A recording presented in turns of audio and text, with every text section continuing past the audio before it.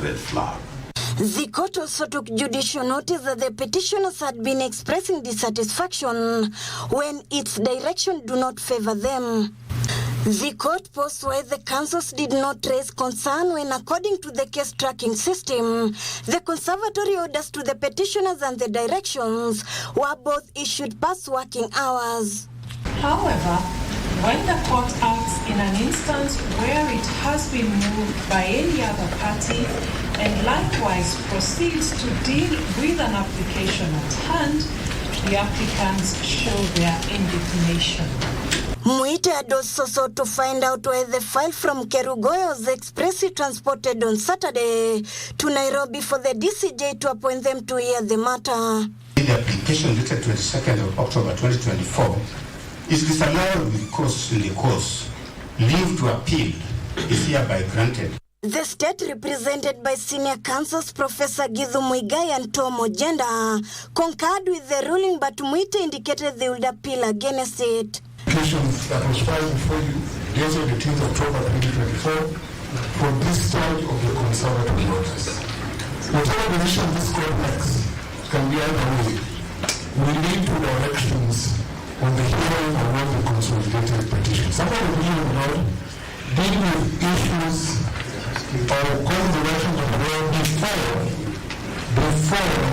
the impeachment. I will certainly be seeking to persuade my client to appeal. One issue of accusing counsel to have been talking to the gallery, that is not something that should be left on the record of this court. Thursday morning, the bench will consolidate petitions and hear issues challenged in both houses of parliament, with the recusal application to be heard in the afternoon.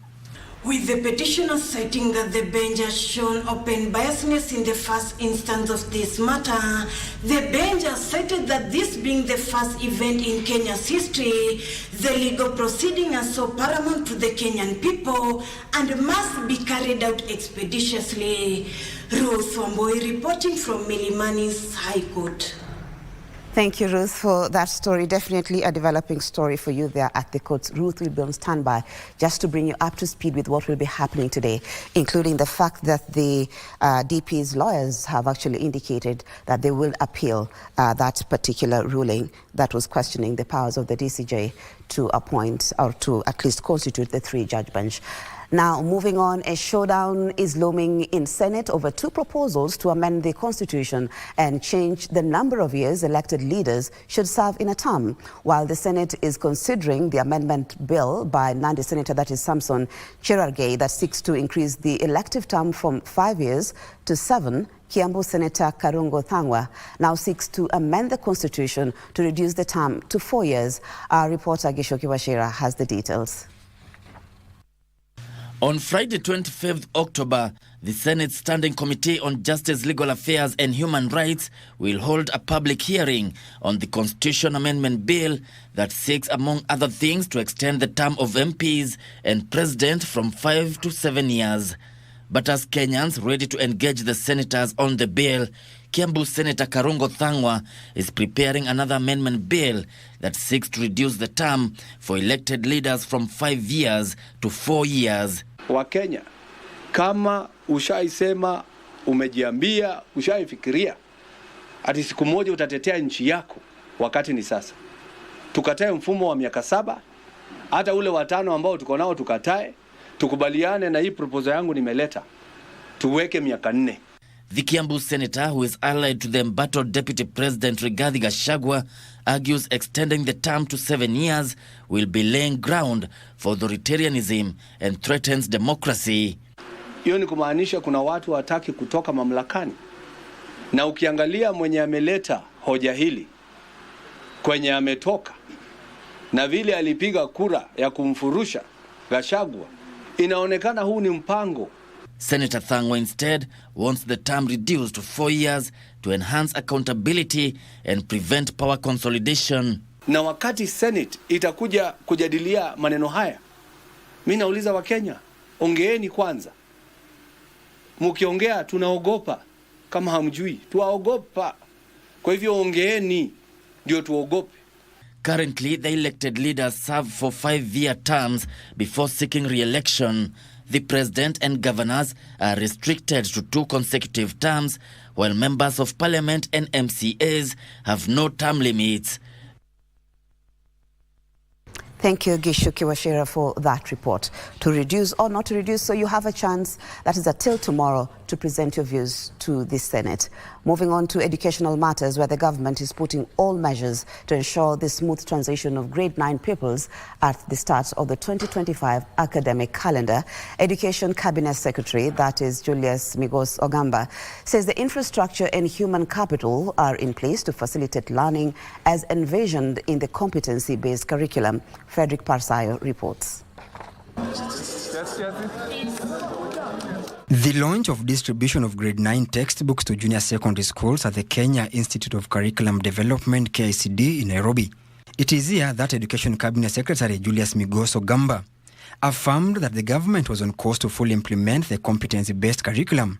In terms of the government's preparedness to handle the grade 9, we are at an advanced stage, and we are sure that come January we will have covered the areas that need to be covered. The Presidential Working Party went around the country, and 93% of the people who were interviewed through public participation confirmed that they want grade 9 domiciled in primary schools. In fact, it is now called junior school. So 7, 8 and 9, junior school domiciled in primary school.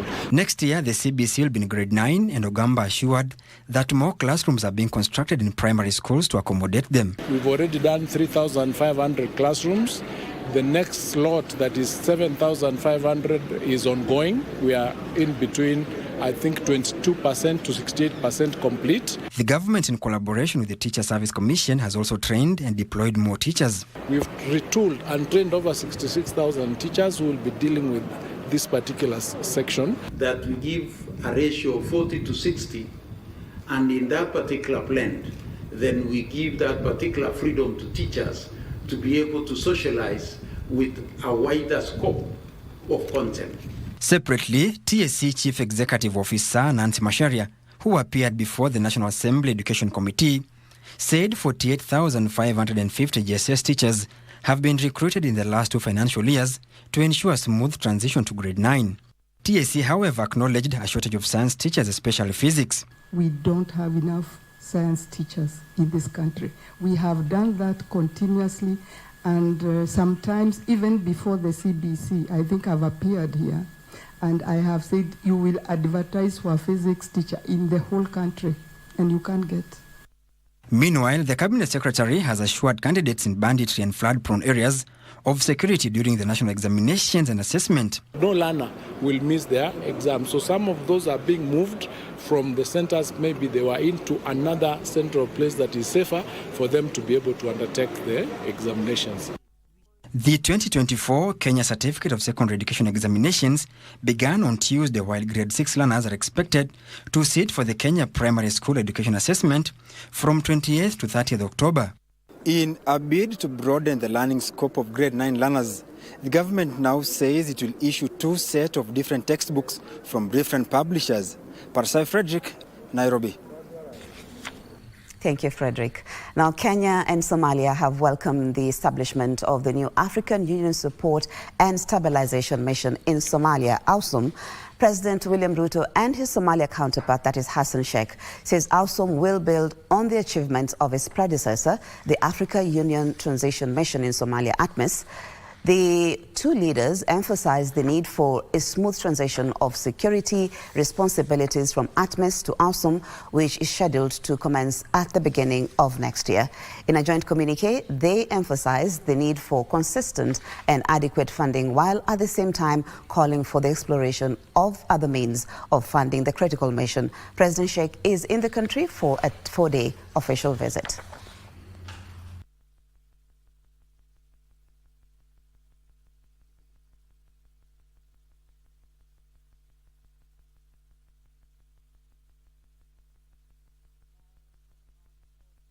Taveta County officials accused of embezzling 4 million shillings from the county coffers between the 24th and the 27th of November 2022 under the disguise of organizing an event to commemorate World War I were released on bond on Tuesday by a Mombasa law court. Now the accused, namely Thomas Jumwa, the current economic advisor to the governor, Leverson Mgendi, former county secretary, and Ledat Langat, former Chief Officer, Finance, and Christine Wakera, the former County Chief Officer, Trade, appeared before Chief Magistrate Alex Ithuku, where they all denied the charges leveled against them by the Ethics and Anti-Corruption Commission.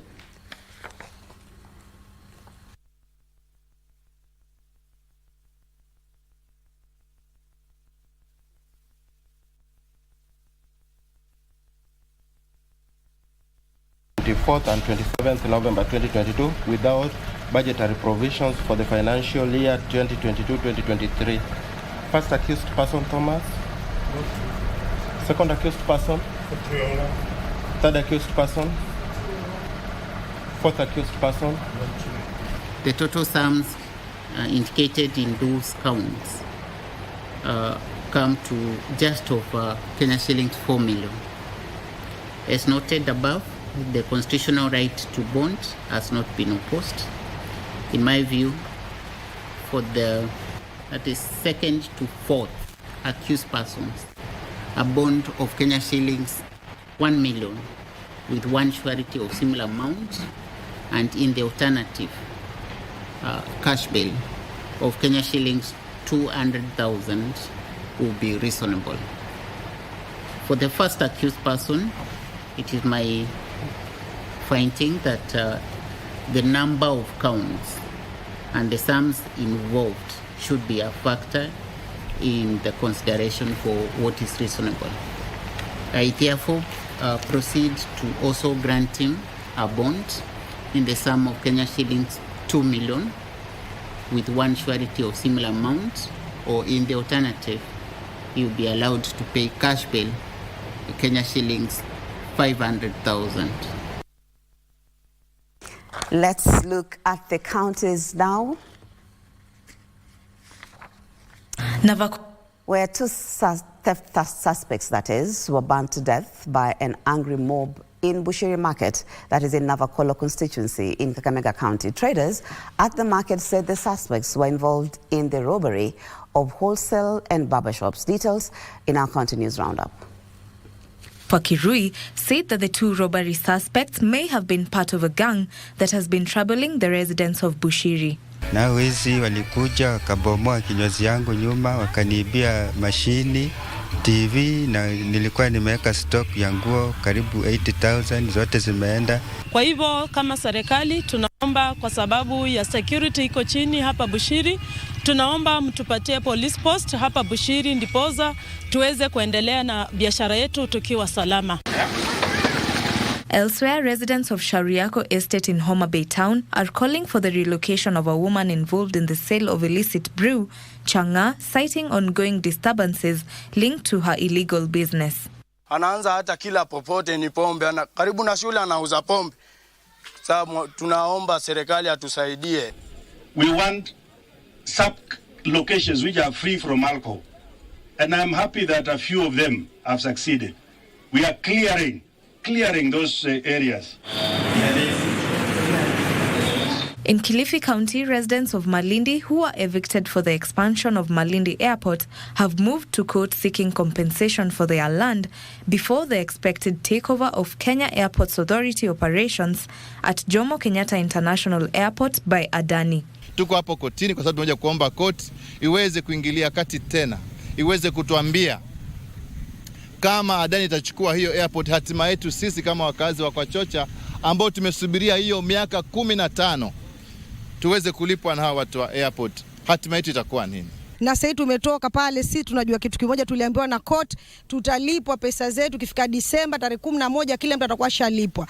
Kwa hivyo sisi tumesema ikifika tarehe Disemba tarehe 11 hatujalipwa pesa, tunarudi kwa mashamba yetu. Sina la kufanya tena hapo nilipo, hata ni mjani mwanangu ameniwacha, sina mwingine wa kunitetea. Ninataka hizo pesa zangu nipate mahali kwa kukaa. The leadership wrangles which have besieged Mwingi Kenya National Union of Teachers branch for more than a year now have escalated, with the executive secretary who was elected last year forcefully occupying the NAT office. Currently we have 3 years without AGM in this branch. And because they are aware that whenever they call the AGM, the teachers will bring me back, they are scared of that. They're saying they can't come to me. This issue, teachers will deliberate. Whether they come or not, we are going to organize for an AGM. Meanwhile, the national chairman of the Amani Kwa Wote Association of Kenya and the Mount Kenya Council of Elders, Paul Julius Kariuki, has called for peace, unity and spiritual reflection in response to the current political situation. Tafadhali muhubiri amani. Kila mtu apende mwenzake, muhubiri amani, muombee Kenya, muombee viongozi na muombee Kenya yetu. Kwa maana hakuna Kenya ingine tuko nayo. Finally, a United States-based non-governmental organization dubbed I Change Nations has partnered with the National Heroes Council in a bid to champion for a positive change in the society. I'm engaging, collaborating and partnering with different organizations to be able to make our country known so that we can be able to negotiate and represent our country going forward. My message to all the heroes that have been honored this year and last year and other years, we need to do something because we've been singled out.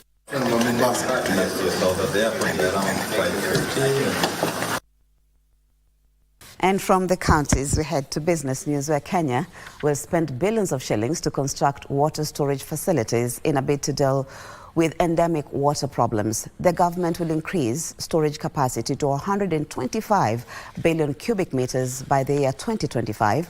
Water Cabinet Secretary Eric Muga says the government will further mobilize more than 450 billion shillings to help achieve clean water and sanitation for all Kenyans by the year 2030. Water scarcity in the country will now become a thing of the past if the government fulfills its ambitious plan of developing water storage facilities. Speaking during the launch of the National Water Harvesting and Storage Authority NWHSA strategic plan in Nairobi, Water Cabinet Secretary Eric Muga says though Kenya is designated as a water-scarce country, the government is working with various non-state actors to help in the development of various water dams in the country. Water storage is the only way this country can stop relying on rainfall to be productive. As a government, we have the mandate to ensure that Kenyans have food security. Some of the major dams under construction are the Thwake Dam, Karimenu 2 Dam, and Itare Dam, among others. It is the right time that the agency took their mandate and we built for future. Here I'm talking about key infrastructure projects, big dams, such as the ongoing Soinkoru, the ongoing Sioi Murunyi, the ongoing Uma Dam, Thwake Dam, Mwache, to name but a few. The CS said his ministry is working towards increasing the water storage capacity for multi-purpose use to a tune of 125 million cubic by 2025. And we cannot overemphasize the importance of national water, especially when it comes to storage. I know that this dam called Soinkoru, which had a few challenges of finance, but now we're trying to look for alternative funding perspective. On behalf of the National Assembly, I want to commit myself that we are going to provide the legal, the policy, and the legislative framework, together with the financial support, the resources to support the institution. He revealed that Kenya is behind in water storage capacity per capita, saying the current 507 meter cubic is too little. Our water storage capacity per capita is around 507 meter cubic per capita. That is not adequate. Countries, better developed countries, have storages of 2,000, 3,000 per capita. And therefore, as a country, we have really lagged behind. And that's why this strategic plan is a gear towards actualization of this. He lauded the government for releasing 600 billion shillings to help the Ministry of Water and Sanitation realize its mandate of water storage. And an invasion of migratory pests is threatening the fruit subsector in Kenya and the common market for Eastern and Southern market. Commerce's Secretary General Chileshe Kapwepwe says there is need for heightened cross-border pest surveillance to control the pests. Horticulture export rose from 152 billion shillings in 2022 to 187 billion shillings last year due to a spike in domestic exports of cut flour, avocado and beans to the European Union. The Kenya Plant Health Service now says Kenya is staring at a major drop in exports due to an invasion of migratory pests in the country. The new regulations are actually from the EU. Because as you know, what they have realized, they don't want the FCM into their country. And therefore, what they have done is to provide a law that says we should be able to manage the FCM before the product leaves the country. And therefore, that is what we actually need to apply or to be able to meet as KEFIS. The false codling moth is among a number of migratory pests that COMESA now says is affecting fruit and vegetable production in the trading block. So of course, there is an increasing, demand to take a closer look at the kind of solutions that we can put in place and also the financial implications of those and how that can be funded.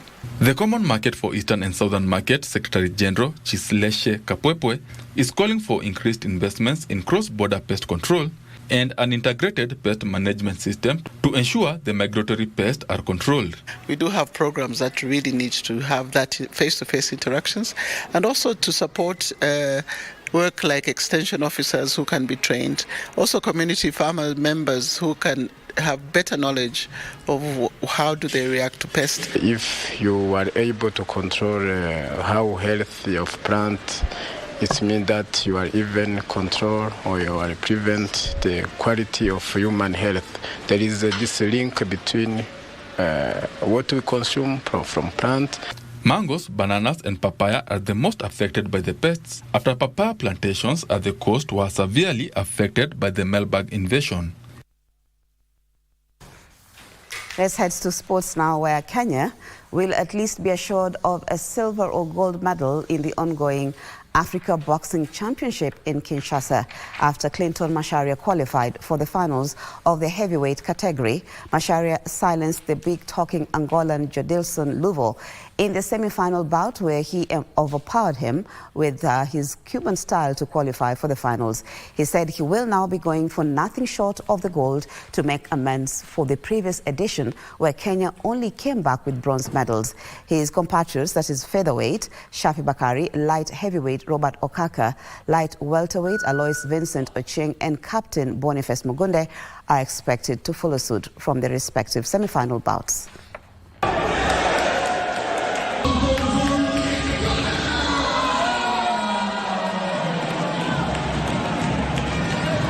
In the finale, hope for the best. Itakuwa rahisi against the Moroccans, but all in all tunajaribu sana. Najua kitu poa itatokea, inshallah. Well, a total of 25,000 runners will take part in this year's edition of the Standard Chartered Nairobi Marathon, scheduled for this Sunday, the 27th of October in Nairobi. The race, which will be run along the Southern Bypass, will be flagged off at the Uhuru Gardens along Langata Road.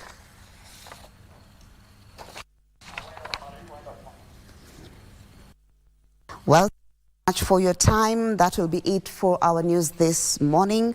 And my colleague Vivian Ndegwa is on standby, ready to take you through the interview, as she had mentioned at the beginning of the program.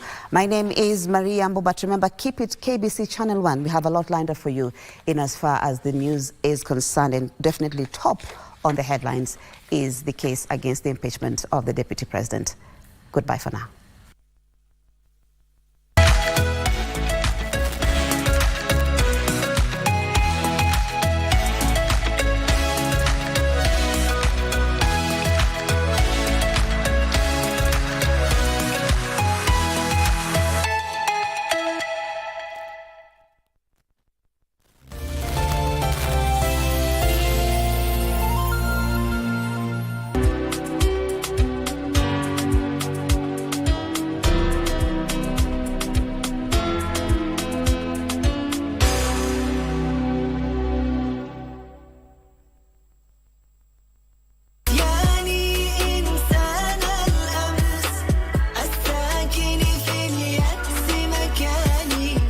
Waislamu, tuangalieni mambo ambayo kwamba yatasaidia katika umma, si kutenganisha umma, bali umma tuulete sehemu moja. Kama Waislamu tumeamrishwa tuwe wenye kuingia kwa Uislamu kwa ukamilifu wa kuingia katika Uislamu, na vile vile pia tumeamrishwa tuwe wenye kushikamana na kamba ya Allah subhanahu wa ta'ala kwa umoja, na tusiachane nayo hata pakitokea lolote ambalo linaweza kututenganisha. Alima ma lam ta'lamu faja'ala min duni dhalika fatahan wa kahufuri wa shani wa tuqufuhul ayn. Siku zinasonga sambamba na matukio yanavyojiri. Kuyajua hayo, mbali na hamasa zilizopo kwingineko, shirika la utangazaji KBC limejitolea kuhakikisha ubora wa matangazo yasiyo na chuku. Darubini huangazia mengi ya kusini na kaskazini, mashariki na magharibi, na kukuwasilishia kwa njia stahiki. Ufasaha, usawa, uketo, pasipo kuegemea upande wowote. Iwapo hutaki shaka kwa unachoarifiwa, Darubini itakidhi mahitaji yako. Jina langu ni Nancy Onyancha. Na mimi ni Harith Salim. Jina langu ni Gladys Mungai. Mimi ni Ahmed Jumabalo. Nami ni Sarafina Robi. KBC, angazo la Wakenya.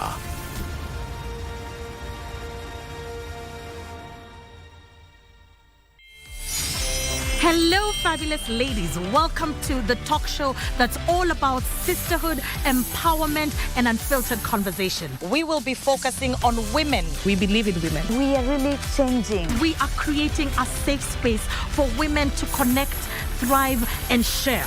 Just because you're a woman on a bike, you're labeled in a certain way. It's not just a talk show, it's a movement. When they are standing, we need to stand out. From heartwarming tales to hilarious adventures. They could ask me, Catherine, why are you learning? We are turning the spotlight on women who are breaking barriers in their individual fields. You have to have a vision. You are the leaders of Kenya today. Keeping it honest and relatable. Mental health is real. Yes. Where there is no communication, there is no relationship. Join the sisterhood every Sunday at 4 p.m. on KBC TV for Dada's Show.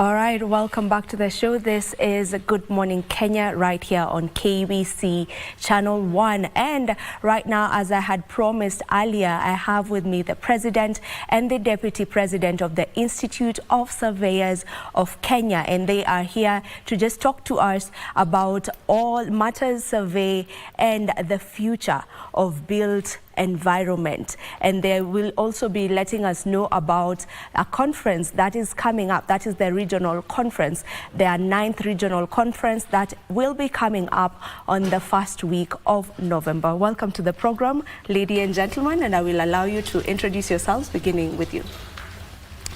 Thank you, Vivian. I'm happy to be here. My name is Nelly Bogwa. I am the Deputy President of the Institution of Surveyors of Kenya. I'm a valuer by profession. I'm also a registered and licensed estate agent and a property manager. And I'm very happy to be here to discuss the future of land and built environment. Thank you for having me. All right, thank you so much, Mr. President. Yes, thank you. So my name is Eric Nyadimo. I'm the president of the Institution of Surveyors of Kenya. I'm a licensed surveyor with practicing for the last 24 years. Yes.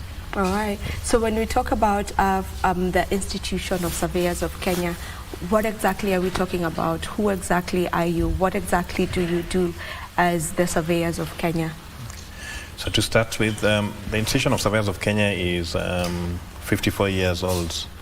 It was formed in 1969, and it basically brings together professionals focused on the land and the built environment, specifically the land surveyors, the valuers, property managers, estate agents, engineering surveyors, GIS professionals, and also land administration managers.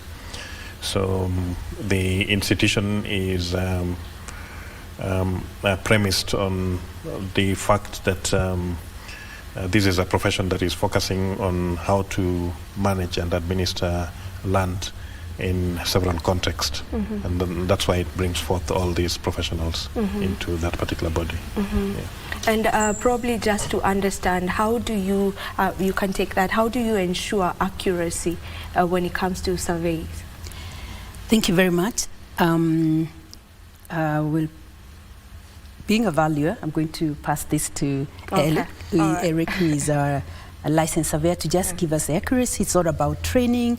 You let us know what training you undergo to be able to become a licensed surveyor, the post qualification after the university, what happens to you so that you're trained to make sure that you're accurate. Eric, yes, from please, Thank you. So accuracy is the backbone of what the surveyors do, because we are primarily involved in taking measurements of distances, measurements of bearings, and we use those to be able to position infrastructure, or to be able to understand what is on the surface of the earth, and representing that on a map, which is then used to do different interpretations leading to decision making by different entities. So to ensure that we have appropriate accuracy, it basically depends on the instrumentation that you're using, or the instruments that you're using, and the methodologies that you are applying. And there are also standards that need to be respected and adhered to ensure that you achieve the required level of accuracy. Yes. Now, our topic of conversation is on the future of land and built environment. So if you may just paint a picture for us, what is that future looking like? Thank you very much, Vivian. Now, one of the things that we need to appreciate about land is that we can never create more land. It's already done. So, therefore, land as a resource is scarce, and yet we know that the populations, the need for use of that land continues to increase because people are more.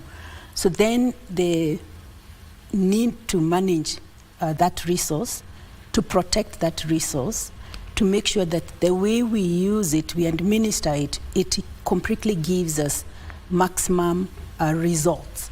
It's very important therefore that as professionals who are on a daily basis dealing with that land, we are doing subdivisions on a daily basis. To what extent should we, subdivide it?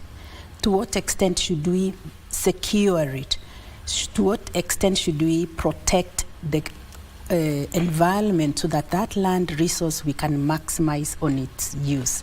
So that the future is bright to the extent that we protect it. But as professionals, we, like everybody else, get impacted, because if you find land that used to be useful now has been, because of climate change, it's no longer useful. It cannot be arable because it's been, silt has gone into it, or it's been occupied. Let's assume there's a lot of water and it's flooded. That land is no longer useful. We cannot build on it. We cannot, even how we use it. Let's say you do quarry, you utilize that land later. How do we manage it? How do we take care of it? So that the future generation have space on the already existing land. So that's what we're talking about. All right. Thank you. And to you, sir, how do we adapt in order for us to thrive when it comes to the future of land and built environment? What do we need to do to adapt? Yeah, that's a good question. We need to look at sustainable practices that would ensure that we can be able to adapt to the changing environment, because we are aware that the only constant thing in the world is change. There's a lot of change that happens on a day-to-day basis, and we are seeing that in terms of climate effects. We are seeing that in terms of urbanization. We are seeing that in terms of change of use of land, say from agriculture to residential. So sustainable practices like ensuring that we protect the fragile ecosystems by mapping and demarcating those kind of ecosystems, by ensuring that the buildings that are put up are energy efficient, the maintenance of the buildings, the use of the 3D space. Instead of building mansionettes, we can build apartments and make use of the vertical space to ensure that we can accommodate more people within a limited amount of space. Because when you look at land, we are talking about a finite resource, and we are saying that there is increasing population and there is competition for what we need to use that land for, whether it's going to be used for residential or it's going to be used for putting up of infrastructure. These are all competing elements, and we need to ensure that whatever we do within our practice, we can ensure that this resource is sustainably managed. Speaking about ensuring that, you know, if this particular land is should be used for infrastructure or residentials, is there a way you can tell on, you know, which one fits where? Yes. Yeah. How do you tell on this one is supposed to be for the residentials, this one should be for infrastructure? How are you able to tell? So the first thing that we need to do is to do mapping, and when we do mapping, we are able to see where the various features, both man-made and natural features, are occurring. In that particular context, we can look at the soil, and we understand the soil conditions, and we can see whether a given piece of land or a given land is better suitable for agriculture use, in which case then that land would be reserved, say, for agricultural practices. For putting up an infrastructure like a road, we need to ensure that the road is passing through an ecosystem that is not fragile, like swamps or floodplains and areas like that. So by looking at several factors, you're able to understand what needs to be the land use, and what man-made feature you can be able to deploy in that particular infrastructure, in that particular land. Yes. Okay. To you, ma'am, maybe when do we get to a point where we're saying that we are actually thriving when it comes to our built and our land and built environment? When do we get to a point where we say we are thriving, we are doing the right thing? Thank you, Vivian. Thriving is a journey, and I think it's continuous. But when we discover the need that change has to happen, it's constant, and we look at areas like my colleague has mentioned, where do we make changes? What policies do we make to protect our environment? It is at that point when we have protected our environment, we are confident that our wetlands are safe, we are not building on them, we have protected them, our rivers are clean, they are safe, then our buildings are also on stable grounds, and we don't have collapse as a result of environmental changes, collapse of buildings. Then that is a time we can say we are thriving. So it's a continuous process. We'll continue making the changes together, as we move along, because climate change, again, is it keeps evolving. And as we continue to utilize that resource, as the population continues to increase, we recognize that there are different ways will be impacted. So it's being able to look at the future, what is likely to impact us negatively, prepare for it.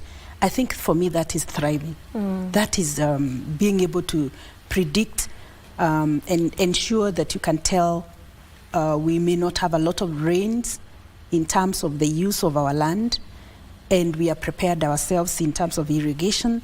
Those are some of the ways of saying we are getting somewhere. Yeah. So it's a journey that we are walking, and I think we can only say we'll get there when you have our people properly housed, our people having sufficient food. That is thriving to my assessment. Yeah. Thank you. Would you love to add on to that? When do we say we are actually thriving in this? I think, as Nelly has put it across, it's all about where we have appropriate land use, where we can be able to see that the land has been put into proper use, and there is demarcation in between where you should, for example, say have residential or have infrastructure development or have agriculture. If we look at our country at the moment, we are having situations where land that should be left for agriculture is being used for residential. And yet we have certain areas that would really serve well for residential. So just agreeing there with Nelly, it's appropriate land use that can sustain the living and ensure that there is minimal conflict between the various uses. Yeah. Now, in Nairobi, we have experienced collapsing of buildings, with a very recent one happening just the other day, over the weekend, if I'm not wrong, in Kahawa West. Where are we going wrong? When do we get to a point where such is not a matter that is happening in the country? So where exactly are we going wrong when it comes to that? Yeah, it's an unfortunate incident that happened in Kahawa West, and as an institution, we wish to express our messages of support and sympathy to those who are affected. But on the other hand, we say that these incidences continue to increase, and there is need for urgent action to be taken. Yeah. And one of the leading reasons why we have collapse of buildings is on the people who are used to construct the buildings, especially when you're talking about doing a storied building. You need to have professionals on board, and they need to undertake appropriate studies. For example, looking at the geotechnical studies to study the soil and the soil structure. We also need to be aware that in Nairobi you have fault lines. So the land is not stable, so it keeps on moving in one way or another, even if it is in the order of millimeters per year. But understanding all these aspects become important when the siting of the buildings comes into place. And we have seen that increasingly we are building buildings from beacon to beacon. And there is destabilization of, you find that a building has already been put, and then somebody comes and excavates and does not put up the other building in conformity with the building that was already in existence. So that already creates some levels of instability. But essentially, most of this is unprofessional work in terms of the kind of concrete that is being used, the kind of metals that are being used to secure the building, and so on and so forth. And professionalism is leading to this collapse of buildings and destruction of property. Yeah, so maybe who should be held responsible? Because, sometimes lives are lost, property is destroyed, and most times, no one really is held accountable. So who exactly, according to your opinion, should be held accountable in such matters, or such an incident, when such an incident occurs? Yeah, I think it is appropriate for the approving authorities, in this case the counties, to ensure that they have in place the requisite professionals who can be able to look and approve the building plans that are submitted to them. And they also then need to have a very strong arm in terms of inspection. You find that most of the counties, they lack the necessary personnel within the technical department. Like, you're talking about architects, you're talking about engineers, you're talking about surveyors, and so on and so forth, who can be able to help out in looking at the building plans that are submitted for them to be able to approve. Then the other aspect is on the developers. The developers must ensure that they use professionals, and they must use registered professionals to undertake the work. They must not cut corners, because if you change the concrete mix, if you change on the standards of the metals that you need to be able to use for the building, if you do not excavate to the right level, if you do not do appropriate geotechnical studies, then ultimately you're putting that infrastructure that you're putting up to danger, and you are endangering the lives of those who would live in that kind of an infrastructure, and you're also wasting your money. I think it is necessary that people appreciate that we have professionals and make use of the professionals to undertake any work that they want to do, not shortcuts. Yeah, I agree with you on that. Now, maybe to you, ma'am, you know, Nairobi is very highly populated. And if we try and project how the future will look like for Nairobi, I'm sure like the population of Nairobi will be really high, you know. So, and also the buildings that are coming up are many as well. So is that, or would that pose any threat to the future that we are looking at? That is the future of land and and built environment. Thank you, Vivian. I would say yes, definitely, because again, like we said, the land resource, we cannot create more, but we can utilize the space that we have effectively. And like my president has said, you have to look at the vertical space now, because if we continue, going horizontal, we are enclosed, and we are moving towards areas that, as he has mentioned, our agricultural spaces where our food needs to come from. So we can't continue developing individual small units, because we'll keep moving on from Nairobi. We go to the suburbs, we go to Kitengela, we will continue to Machakos, we go this other side. These are areas where coffee used to be part of, where we used to find our food basket. Most likely then we may have to expand and become an entire urban area, and Nairobi continues to move further. So we need to think of how do we maximize what we have, and it is possible to go up. It is possible to ensure that we can consolidate our resources. That means, of course, policies, so that and also education to our the urban dwellers, that it is important that we go high rise and maximize on the space. Of course, the challenge that we get with high rise is the issue of social spaces, a walking track, a place where people can relax, because sometimes people want privacy, they want a place they can relax, they can walk, and that's why they're looking for that small little garden next to them. But if we are able to plan it so well, we can bring in everyone together on the taller buildings, which of course are taken care of, are constructed well, so that we are able to preserve the little that we have as a city, for instance, as a city of Nairobi. Yeah. What technological advancements are there when it comes to surveying so far? Surveying is, the technology keeps evolving. And we have seen surveying evolving from the time when we used to use ropes to do measurements, starting with the ancient Egyptian civilization.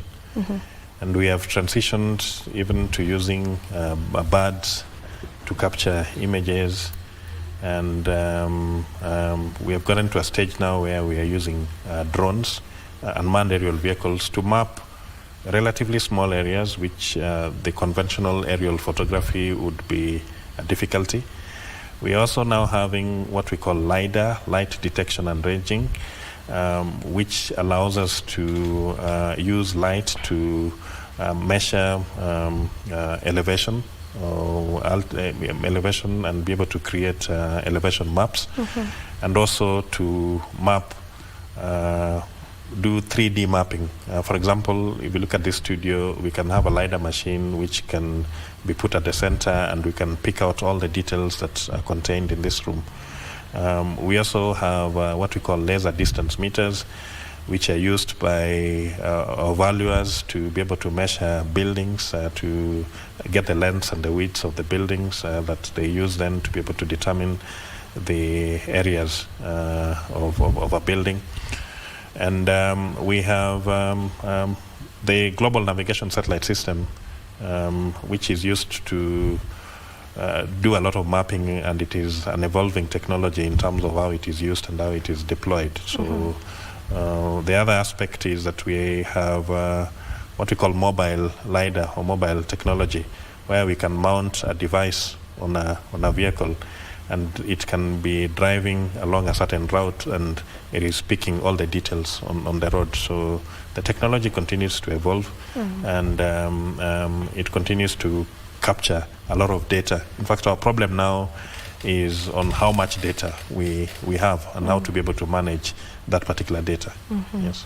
Okay, before we get to talk about the regional conference that will be happening next month, maybe, you know, as she said, you know, land is a natural resource that is already there. We can't be able to make any more of it. So who is responsible in managing the land that is already there? Yeah. Land is managed by a diverse range of professionals. We have the surveyors who have to do the mapping of the land, because you need to know what is it that you have. So the surveyors will come out and create the maps.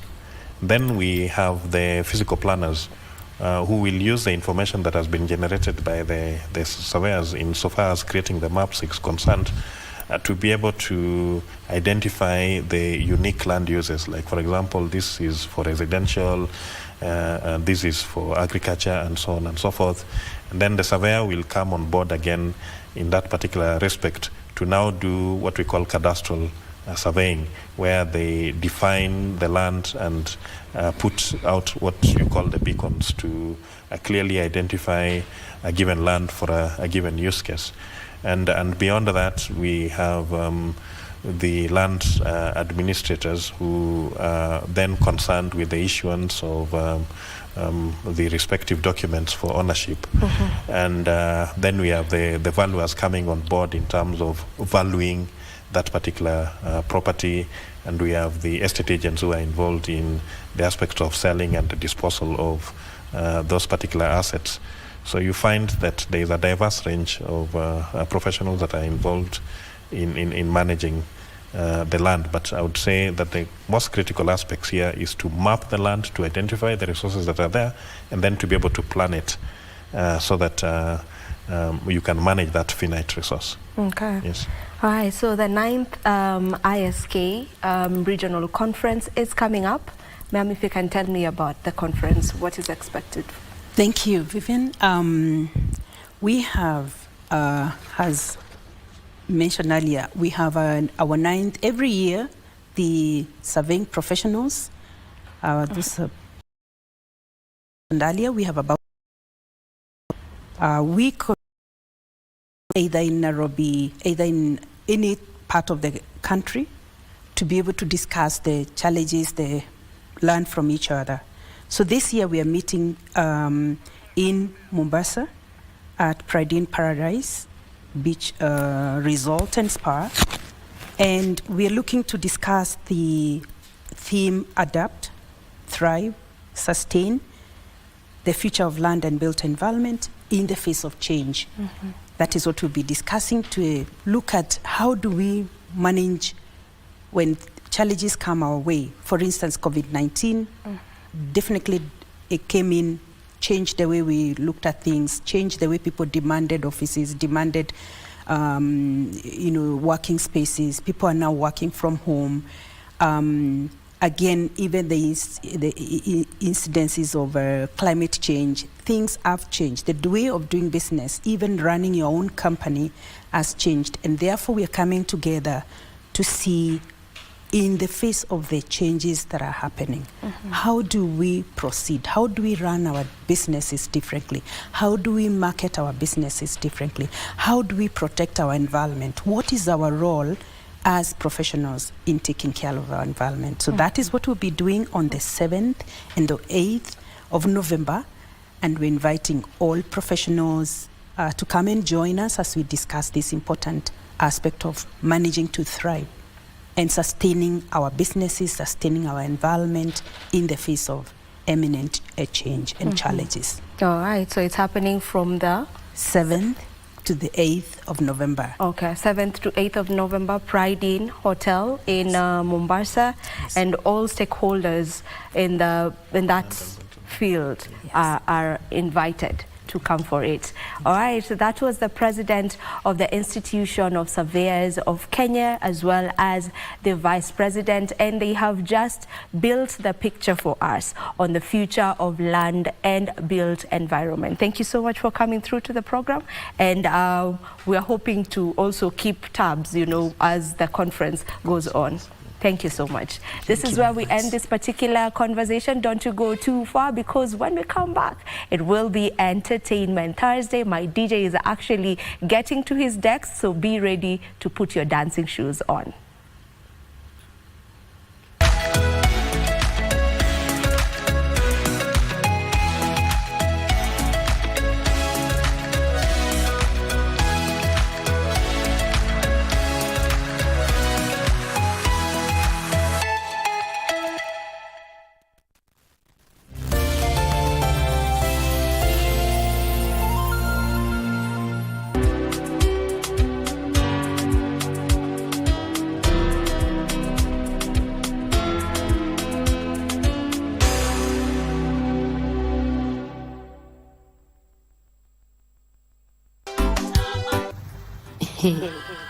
Nadhani umefika muda wa kurudi kwa wazazi wangu na mwanangu Maya. Hapa haya ni maji ya shingo na nimeshindwa kabisa kuyaogelea. Mimi naweza chapwa na mwanamke mimi huyo basi. Hata wewe mtu mzima haujui kuchunga mzigo wako. Shauri yako. The micro, small and medium enterprises are a critical cog in Kenya's socio-economic development. As a matter of fact, the government has identified this industry to be the deliverer of key projects under the bottom-up economic transformation agenda.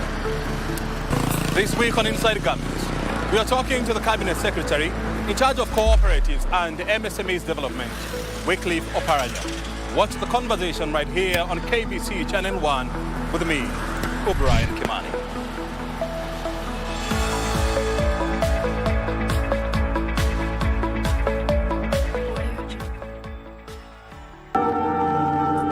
Mboga inakuja next week. Mboga? Si naweza kujoin kwa hizo kazi zako zingine. Kazi zangu? See what you do. What do I do? Yani after kitu yote amenifanyia, hiyo madharau yote. Baada kuna nguvu ya kuja huku. Nini?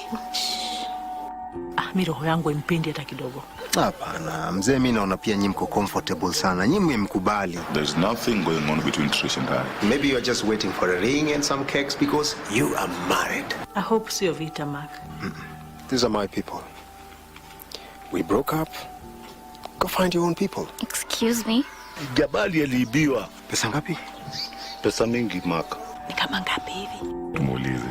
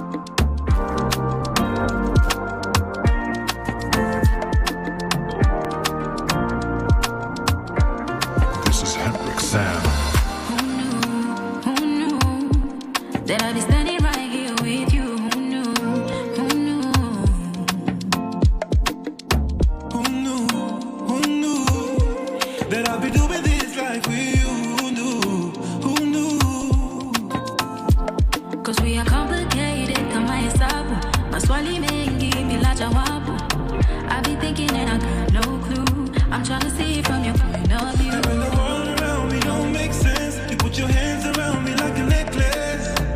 I put nobody over you. I give you me, you give me all of you. I choose you. I don't ever want to lose you. Can't imagine if you walk away. Don't ever walk away. Walk away, my love. And I choose you. I don't ever want to lose you. Can't imagine if you walk away. Don't ever walk away. Don't walk away, my love.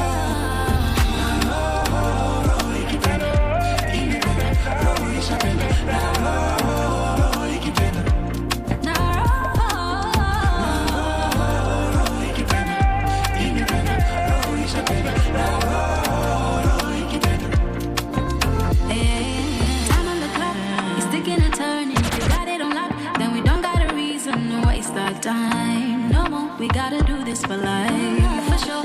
Cause you and me, we want this life. You're the reason why I shine so bright. Oh baby, you're the reason why I don't wanna be alone now tonight. That I go around and know that is love. I know I give it every single thing I got. I choose you. I don't ever wanna lose you. Can't imagine if you walk away. Don't ever walk away. Don't walk away. And I choose you. I don't ever wanna lose you. Can't imagine if you walk away. Don't ever walk away. Don't walk away, my life.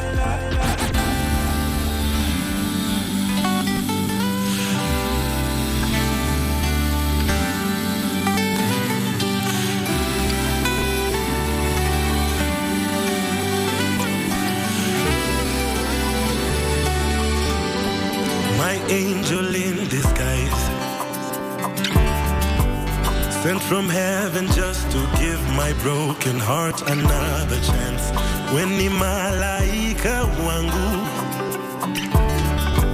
every single time you are away, my heart forgets just how to be. And maybe I should let you know, even if the earth should fly away, I'd find a way to you. Maybe I should let you know, every single night I ask the Lord to keep you safe from me. The moonlight in the dark, shining brighter than the brightest star will ever see. Malaika nakupenda, na kila saa you're far away, my heart forgets just how to be. And maybe I should let you know that even if the earth should fly away, I'd find a way. And maybe I should let you know, yeah. Every single night I ask the Lord,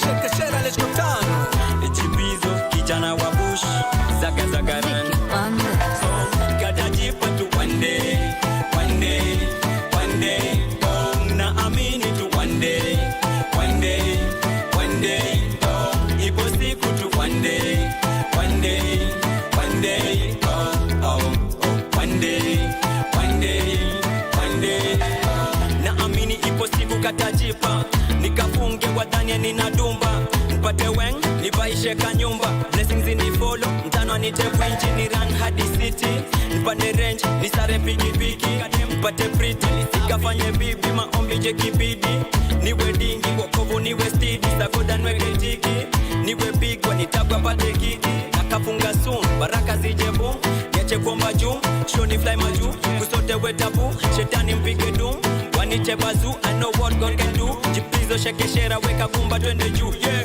Nakafunga funga soon Nakafunga funga soon Katajipa tu one day One day, one day Oh, naamini tu one day One day, one day Oh, ipo siku tu one day One day, one day Oh, oh One day, one day, one day Shida zimekomaza, pia nimelimika. Mbinde kanipa kamewika kwako pia inafika inajipo usiwe na shaka usogope baki chaka na usiwaze wakicheka kwake Mungu inafanyika maisha ni popote na bidii ndio inalipa utaishi kifahari kona zote utatambaa mafumbo kiakamata utajishasha kiuhakika usilegeze chini ya jua chakarika baba nafanya kuelimisha na sidhani kantakwisha ule wale chikutano bado nawakilisha boya kama ukijua sio mwalimu pekee hata kidole kinafunza pusha kitafutwa ndio kitachafuka harakisha unachofanya na usicheze boka panda ngazi sio na kweo usikatae vita ndege huenda babi ya nyumba pia na baa. Okay. And our first entertainment artist is a rising artist who was born and raised in Mbere. That is South Embu, if I'm not wrong. Yeah. And he's here to just tell us about his musical journey so far. So G Pizzo is the name. G Pizzo, what's up? This is my name. I'm Mambo? cool. Yeah, niko poa sana. Uko fiti? Sana. For those who haven't known about you or those who are seeing you for the very first time, tell us more about who G Pizzo is. G Pizzo is a vernacular driller and rapper from Embu County, Mbere South Sub-County in Kiritiri. So I am a public health officer by profession. I'm a researcher. I'm an epidemiologist. I do write music.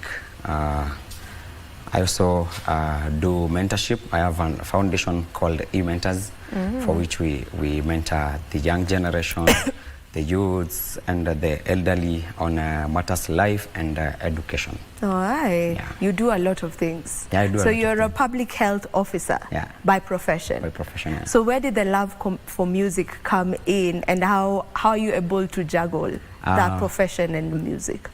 Sometime back in 2023 December, that's when I decided I should quit my health profession to pursue music career. Really? Yeah. Why? I just felt that I'm not me, I'm not happy, and I decided I need to do this thing. Yeah. Yeah, so I quit practicing to pursue music early 2023. Yeah. Okay. Yeah, so after quitting, that's when I went for auditions for PPMC, Presidential Permanent Music Commission. Then I qualified, and I was selected to be one of the guest artists to perform for the president in Madaraka, June 2023. So after that, I did an EP, extended play of 5 songs, named Kijana wa Bush. After that, I won an award, Embu Best Male Artist of the Year 2023. After that, I've just won another one, Embu Top 40 Under 40 Best Male Artist of the Year 2024. Yeah, that's me. Yeah. I mean, when you're talking about your musical journey, there's a radiance that is just, you know, coming off of you. It's so clear that this is what you love doing. Yeah, I love music. So when you were quitting the health profession, did you have people who were just wondering, unatokaje kwa profession kama hiyo enye imesimama vizuri, and then you're coming into music? I'm not saying music is not really a profession, it is, but in the country at the moment, people are not really making as much from music. Yeah, as you said, it's so hard for someone to make such a critical choice. After quitting, before quitting, I had informed my parents that I'm planning to quit. And they were like, you're turning to be a burden to us. After you quit, what next? Is this music what you really need or you really want in your life? And I was like, yeah, this is what I want. And they were like, we won't support you in anything. We even quarreled for like 2 months or so. And I was stranded in Nairobi. I used to live in Nairobi. I used to work for Radiant Group of Hospitals. A big shout out to them. So I made the decision after calling a guy I've recognized in one of my songs. He's called Kiriamiti. I called him and I was like, you know what, bro, I'm quitting for music. I'm quitting job for music. And he was like, oh, that's the best move you can ever make. I know you can do it. And I was like, okay, if there's one person who trusts my art and believes in me, then I'm okay with one fan. Yeah. I will be okay. And But then sometimes it only takes one person, sure, you know, to give you that encouragement. yeah, but with my parents, they were so negative about it. And What about my now? family. Have they come to terms with the fact that you're now now a musician, you're now an artist? Yeah, they are very happy and proud about me. Oh. And factoring that I've won awards, I've been to big shows and stages. I'm doing amazing with the music. They're really happy and proud of me. All right. Unique, let's assume he's your friend. Jipizo is your friend, and then he comes to you and tells you, but hey bro, mi nataka kutoka kwa hii mambo yangu ya health. I have a job that is paying me, but nataka kuacha naingia mziki. Advise him.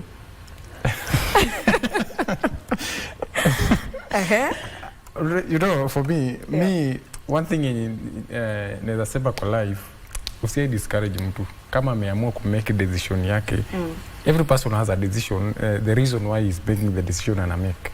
So anytime sana make decision, just support mpatie tu kuna, of course amambia watu wengi wametanda, but be the only person that will support that dream. Yeah. So you'd be the person who's supporting. I mean, support. Utakuwa huyo best yake Kiriamiti mwenye anamwambia bro enda tu nayo. If this is what you want to do, as long as that is what you want and you want to go with it, go with it. Na usifike mahali tena change mind, hapo utakuwa umenifail. Unaona? Itabidi nimekurudisha kwa life. But I think that's how we should approach life. If you feel this is where I feel I'll be happier, just go for it. Kifuramba sawa, utasema nilitry. Unajua I even told someone at times tunakuwa na hiyo woga ya kuishi life just because someone instilled their fear into us, like you have your own life, I have mine. So if I choose this path, let it be, man. I mean, life is short. But ilikuwa tough for the first 6-7 months. Of course, because I'm sure you're not making any money from your music then. Mpaka ile savings tuna making risk savings 6 months, 7 months. Ilisha, alafu kulikuwa na mambo. No one wanted to pick my calls, man. But we thank God we're okay now. All right. So when you got into music, you got fully into it. I have seen that you actually went and studied music. Yeah. Tell me about that. So after COVID came, so I was doing music even when I was in campus. Okay. So after COVID came, I was in my second practicals at Katundu level 5. So that's when I decided, because everyone we were in the same class with, decided we won't continue with the practicals because COVID was so hyped, and we were like, we just students. So we don't have to do this thing. So we decided to go home. When I went home, I decided to study music in Oxford online. Oxford University. Yeah. So for COVID assisted me in one way. Yeah. So I learned music there. I graduated. Then that's where I got the idea of rapping vernacular than just rapping in Swahili and English. So I had to step in with my 2 legs, and I decided it's now vernacular rap music. And how did that come about? Like, what was that realization for you that, okay, maybe I should rap in my dialect? I have a lecturer called Seth Riggs. He's the one who guided me with the music writing, like the intonations, tone variations. Then there's this voil thing of artistic writing. So I got to realize that with my vernacular language, we have a lot of voiles. So that's why I decided to take that path. Okay. How is that coming along for you now? It's nice. People are loving it. Everyone is celebrating me for the choice of quitting Swahili, English music for vernacular. Then being that guy who fights for his community, we are well. Yeah. All right, you just recently released your album. This month. In October, right? Yeah. So tell me about the album. It's called Jipizo Experience. Jipizo Experience was the name behind the album, but the album name is Domba. Okay. So there's been these critiques after quitting job. People are saying you're doing well in music, so you're using juju. We call them Dumba in our language. Dumba. So Dumba, to pursue your music. Really? So that's why I decided to do the Jipizo experience as an album, Dumba, to tell people about my life, my experiences, my past experiences with music in one album. So Dumba is an album named after my music experience since day one. Yeah. Yeah. Some people can really have primitive thinking.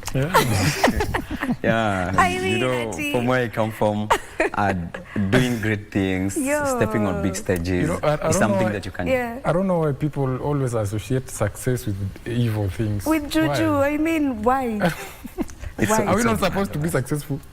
People believe you can't just make it like that. Yeah.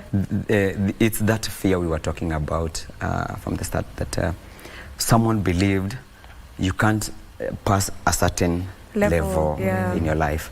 So after they decided they won't pass that stage, they also want to instill that in you. So you will believe that and you'll be like that. So for me, we're breaking the chains, man. Yeah, and for them it's just projecting on you. Whatever is, you know, happening in their lives, they're trying to project it.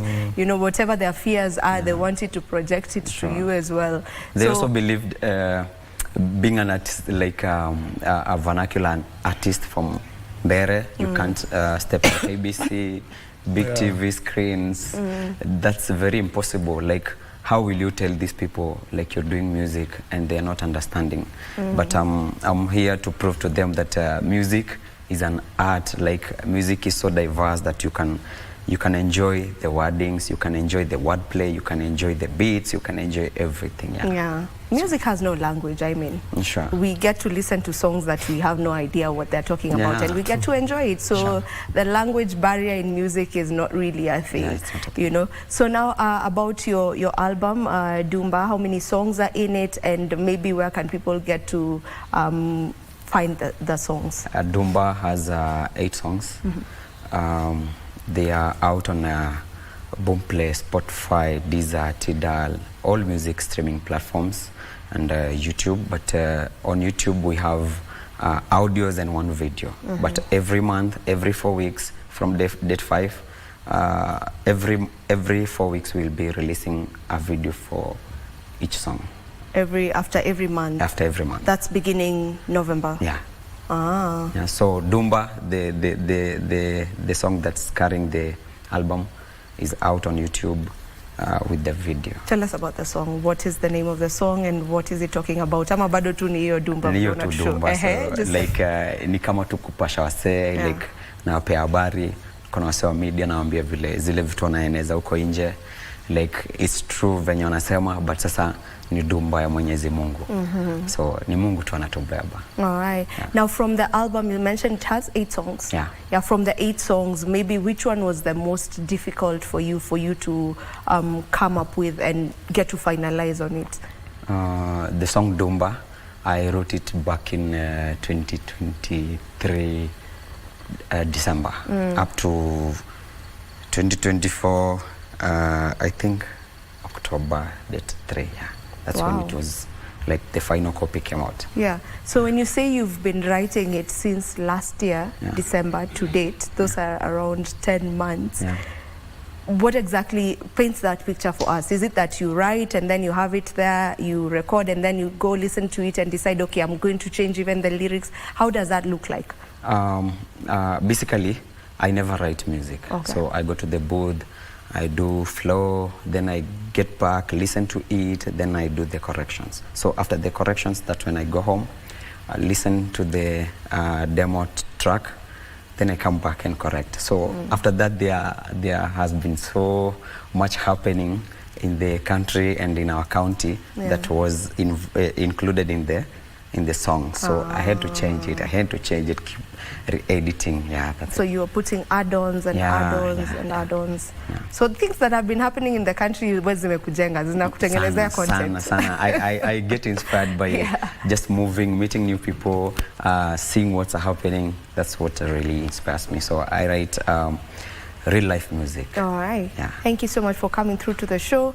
And all the best in your musical journey. Probably you can tell people where to find you on social media. As you finish that, the DJ will play your song. Thank you. So you can all find me on at Jipizo 254 or Kijana wa Bush on all social and music streaming platforms. GPIIZO254. Thank you so much. All right. Unique. Trending on. Yeah. E-Town Finest. Jackie. Skiza.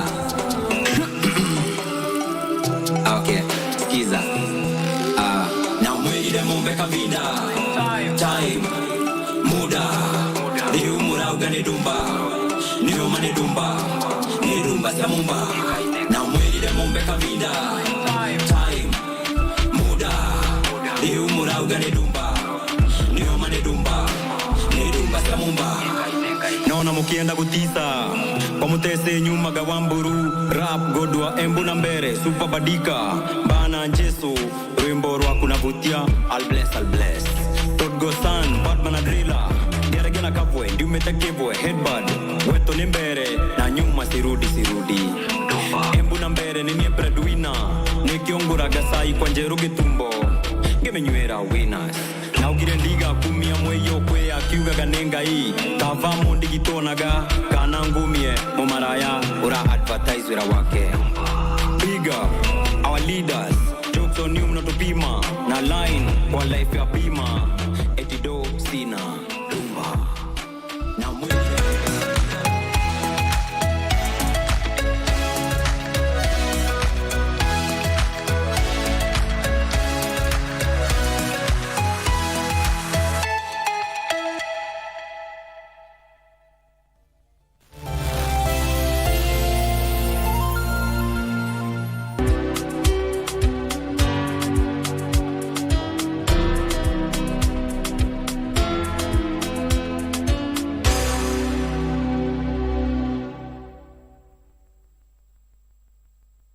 Mtazamaji, tumekuandalia taarifa zinazogonga vichwa vya vyombo vya habari kutoka hapa jijini Nairobi na pia mashinani. Wanahabari zaidi ya ubora wao wako ange kukuletea habari pindi zinapochipuka kutoka pembe zote za Kenya.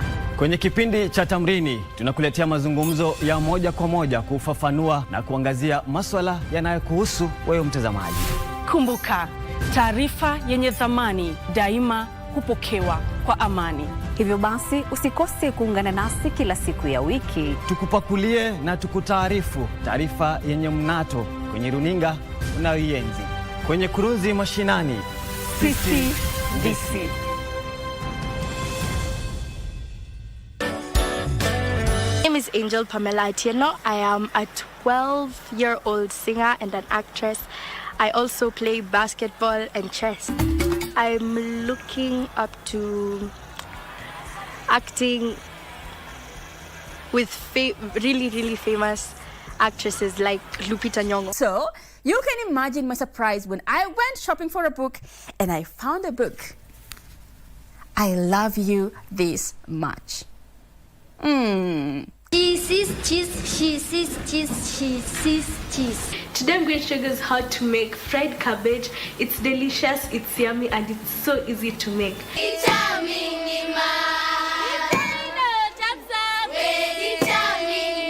this is the way I carry my bag, carry my bag, carry my bag.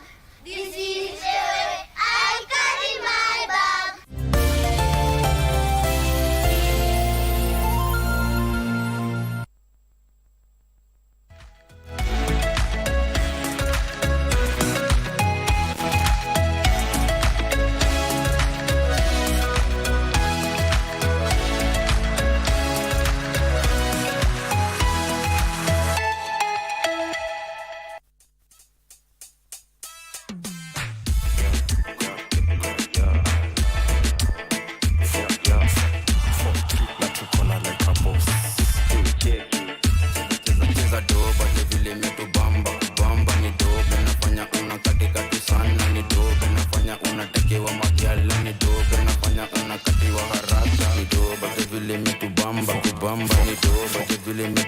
kubamba tu sana ni noma vile metubamba kubamba ni noma vile metubamba tu sana cheza hiyo doba kitingiza toba mogoka inanionyesha leo nishuke na kamoja dunda lafu okota legeza putatokwa si tumezoza tangu enzi zaki watu washikane wawili witaleta mbili lazima stawaka so nikipini mazigizigi stingonza kidead so nacheza na kiwiliwili nishatepa kebi moshi meja kwa watu washikane wawili witaleta mbili lazima stawaka so nikipini mazigizigi stingonza kidead so nacheza na kiwiliwili nishatepa kebi moshi meja kwa wingi cheza doba je vile metubamba kubamba ni dobe nafanya unakatikati sana ni dobe nafanya unatekewa magyala ni dobe nafanya unakatiwa haraka ni doba je vile metubamba kubamba ni doba je vile metubamba tu sana ni noma je vile metubamba kubamba ni noma je vile metubamba tu sana ni noma je vile nanifanya kuchana ni gati na maji pale za betagzin na madani ila lafu steki moja ya yasin uwezi kompea godi zetu tuna ship ni dobe nafanya madenge wataitana kuzoza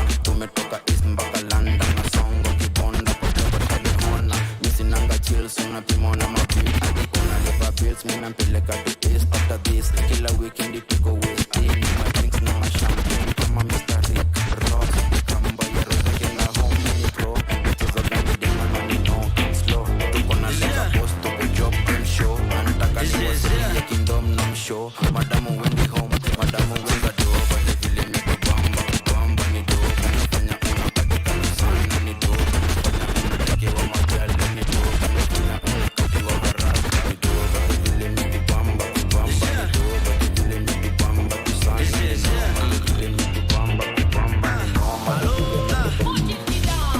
piga smile cheki kamgapi satu na kulike mekuma kweni tatu digidha gidhinya siaga gwadu una bend pose alafu na raru piga statue inua mkono alafu cheza na mguu piga statue na kulike mekuma kama tatu simama kete piga walege tingiza kichwa ni kazi meshika gweve kispaki anguka nayo twende hapa ni kudance kubanju kama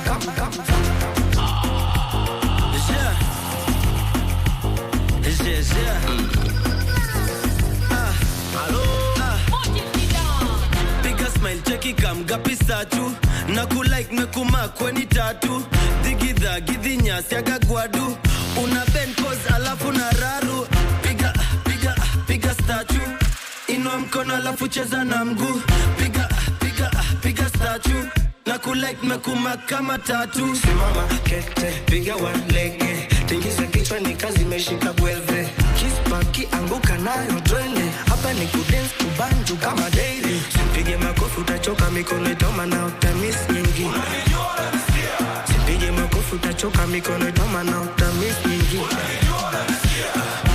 uno bailando umlando uno bailando umlando piga statue inua mkono alafu cheza na mguu piga statue na kulike mekuma kama tatu goma na unikali unafanya nini ukika wabaki wametusitwa kitu choma mavela jutini kesha toka seta baki wamehema na timimi ndo kadere saita baki mehepa na sicheki ndobaisha tu bamba unaweza rudia selecta utashika sana goma na unikali unafanya nini ukika goma na unikali unafanya nini ukika goma na unikali unafanya nini ukika wabaki wametoma na unikali unafanya nini ukika wabaki wametusitwa kitu choma mavela jutini kesha toka seta baki wamehema na timimi ndo kadere saita baki mehepa na sicheki ndobaisha tu bamba unaweza rudia selecta utashika sana juma bebe wamebeba moja mbili tatu cheki DJ shatubeba pull up selecta pull up selecta ndobaisha tu bamba unaweza rudia selecta utashika sana juma bebe wamebeba moja mbili tatu cheki DJ shatubeba pull up selecta pull up selecta piga statue inua mkono alafu cheza na mguu piga statue na kulike unaponigusa shingo mindo basi hiyo mikogo showbiz unaongea tukutane kati kwenye pati mini wataveta so ambea kama upepo pepea nakupa na moyo mama tamba nao mini shakuzoea staki mtu akikumbele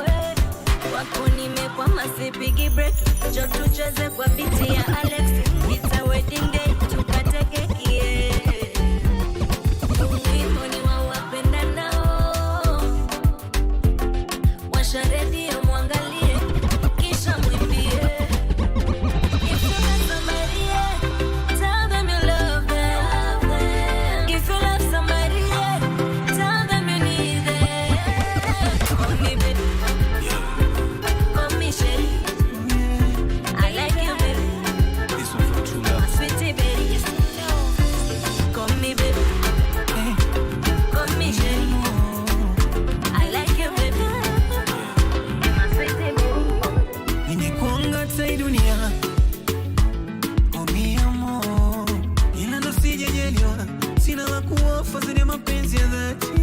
Hali yako naielewa, wala usijali, nimekubali ulivyo. Wako nimeloa, idhani nitaelea nikajisomea. Masheri, hata nafasi na sana yo, baby, my honey. Hata balobi natika yo, jamais. Masheri, hata nafasi na sana yo, baby, my honey. Hata balobi natika yo.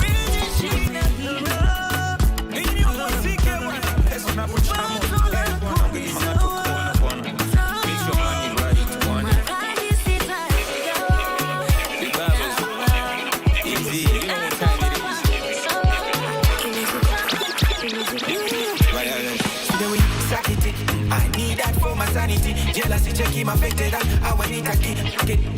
Me miss it, I'm winning. Ata moving from me, miss it, forget it. Me, I know that they love me because I ball. So I never pick up anytime they ma call. I never care what another man is doing, man. I'm all about my business.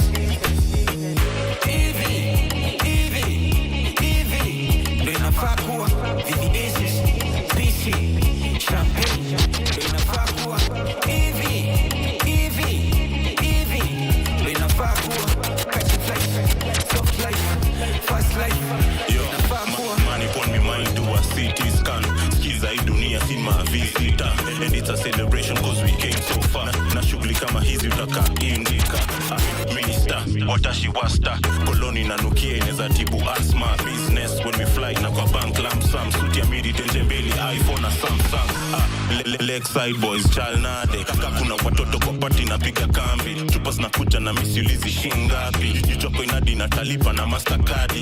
Gimarembo nyakasani po kaneno cost. Na kuja na bima na benzo because we do the most. Top rapper, top singer, nisidio my boss. Obize wapige na kora so super teramos. Evie, Lena Fakua, Vivi Aces, BC, Champagne, Lena Fakua,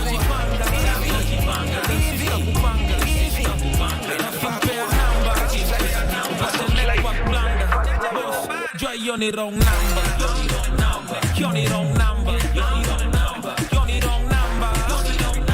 You're the wrong number. You're the wrong number. You're the wrong number. You're the wrong number. You're the wrong number. You're the wrong number. You're the wrong number. You're the wrong number. Mentality ni mamba. Na quality ni wanga. Kila mini yalanda. Patapita nyakibanda. Big boy missy fumbler. Major League wapi tumbler. 22 bed gambler. Mrenga nayo wrangler. Kamati nayo bankrupt. Flow nayo anthrax. Tua nayo Kansas. Ego counter the campus. Kikudis zero comeback. Get money, that's the mantra. So next time you see a gangster, then you already know the answer. Wrong number, boss, I'm raw blanda. Most, I'm done paps na ops, ni don danda. Na post drama, shows me toss kwanja. Force ya boss gamba, dos ni mopwana. No manners, block me top scammer. But still corporate can't go job scanner. Taifa leo na drum na low standards. Don't me jam, but bro, si wrong now. Kauja jibanga, then sister kupanga, sister kupanga. Now keep their number, what's the network blunder? You're the wrong number. You're the wrong number. You're the wrong number. You're the wrong number. Awino mama, angoma temo, awino tindi sanda. Tiemo tamanindo tama witch bara. Ine mara baby usiende banda. Teramos. Anything you want baby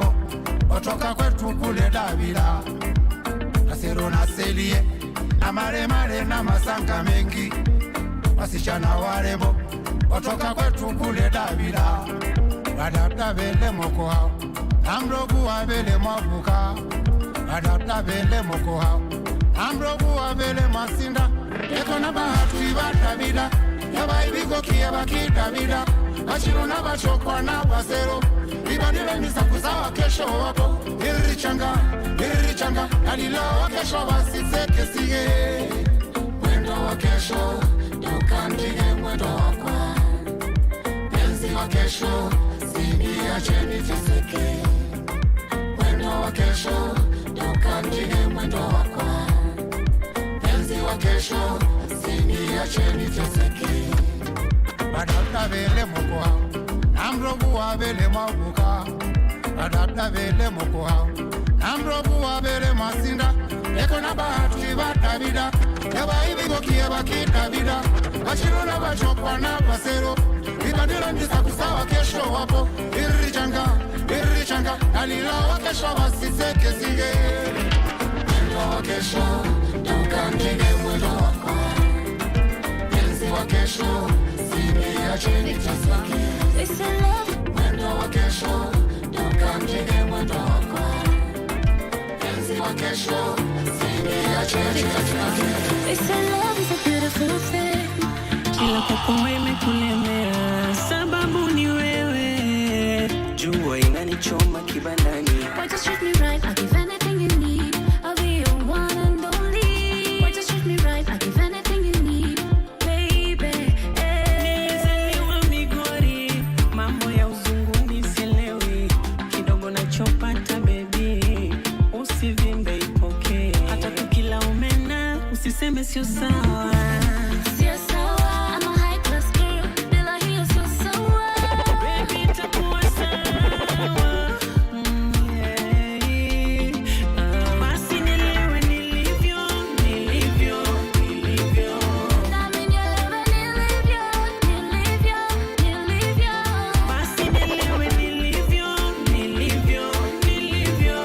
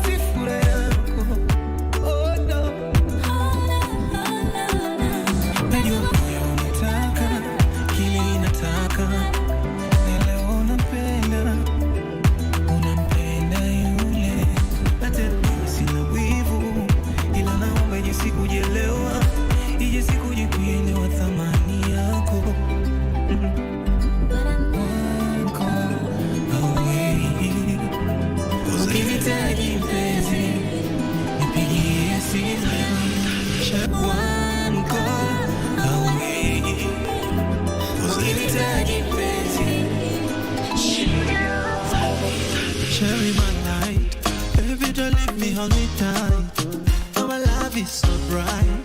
Ever since we day unite. Once a love I cannot undo. Anything you want, just let me I do. That's why I call you my boo. Batman, so you give me juju. Your body they killing me, sweetie. My energizer. I can be your somebody. I can be your driver. I can be your somebody. I can be your fertilizer.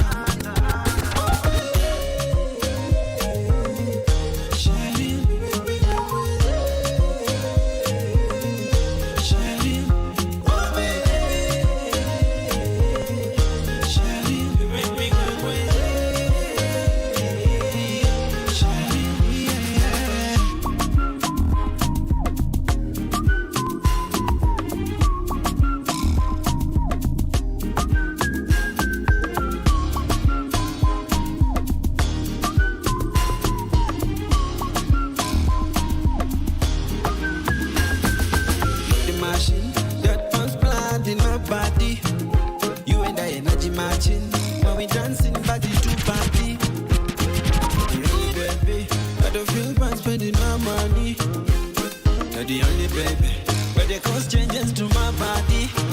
Your body they killing me, sweetie. My energizer. I can be your somebody. I can be your driver. I can be your somebody. I can be your fertilizer.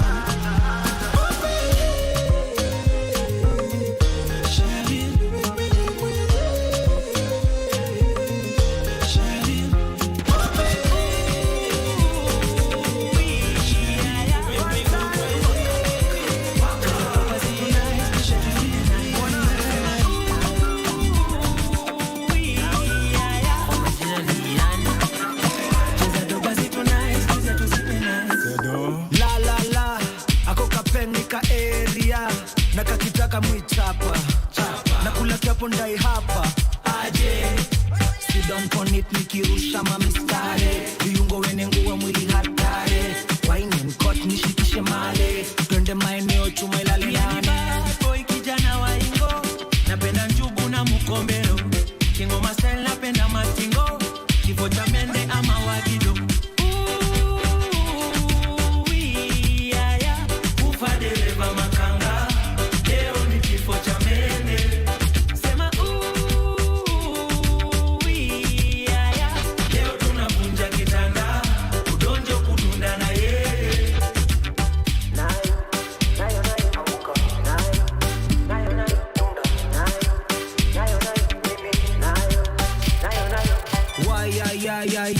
maji mepatana na waya ya stima hata ya sina nepiga kijon sina when I'm done you can't see me vuta kaya harufu mbaya nyama njege na manduku lumbaya one time waka cheza doba zitu nice tuze tuzime nice mwana sema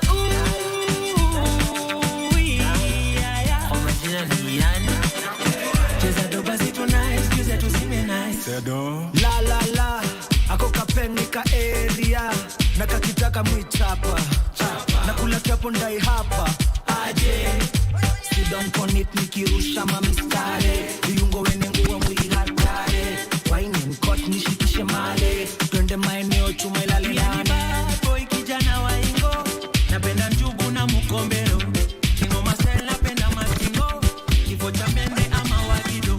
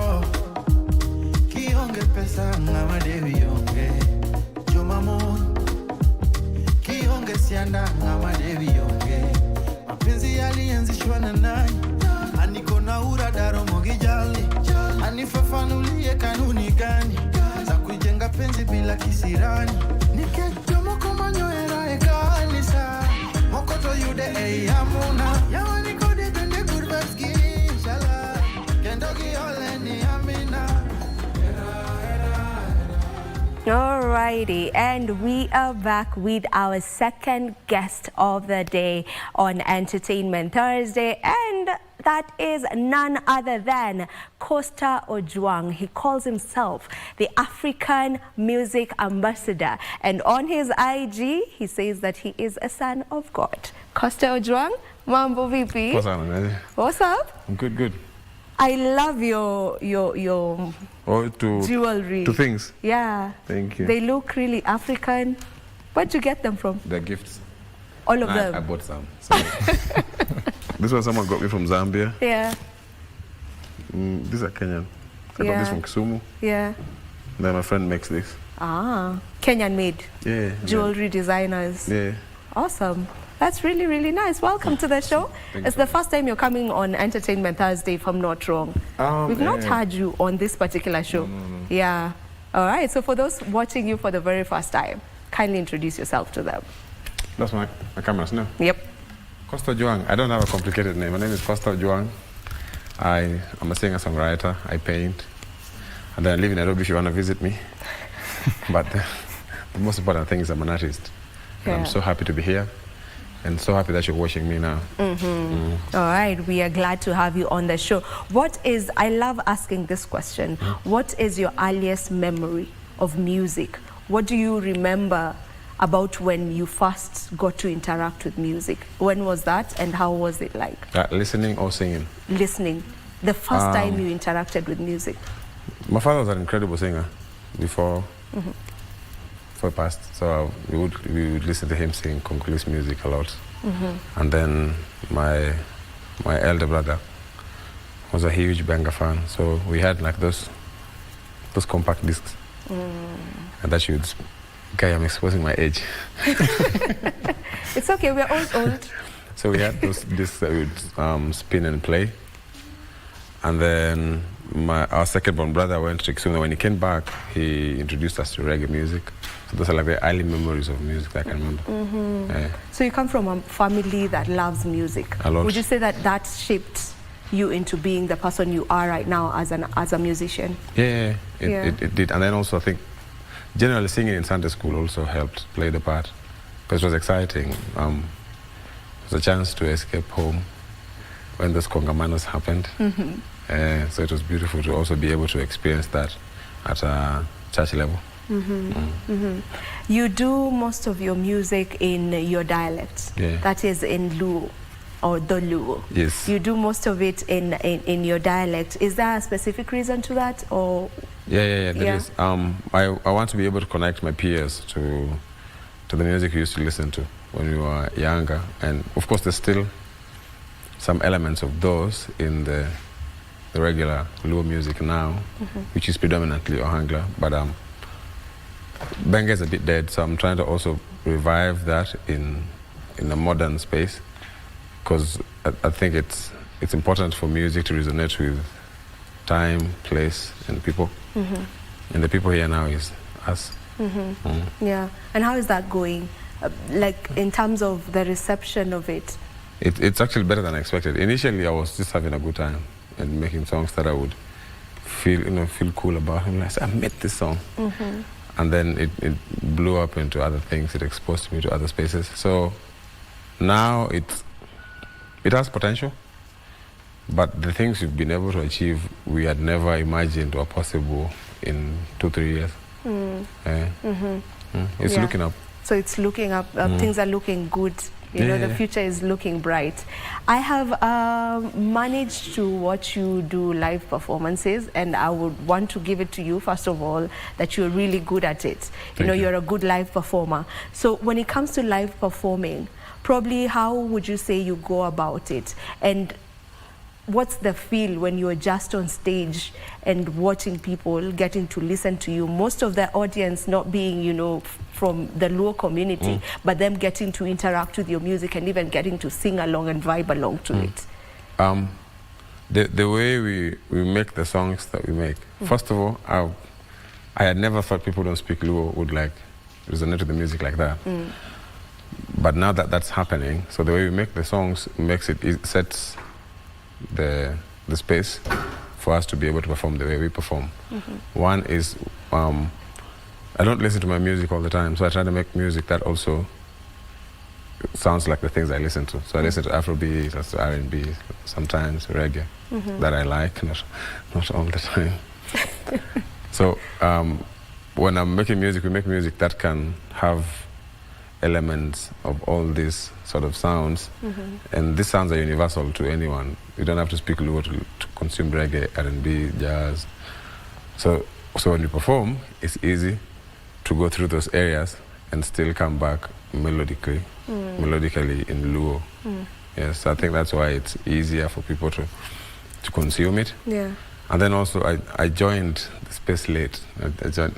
People keep saying, you didn't join late, there's no late. No, the truth is, for me, there's late for everyone.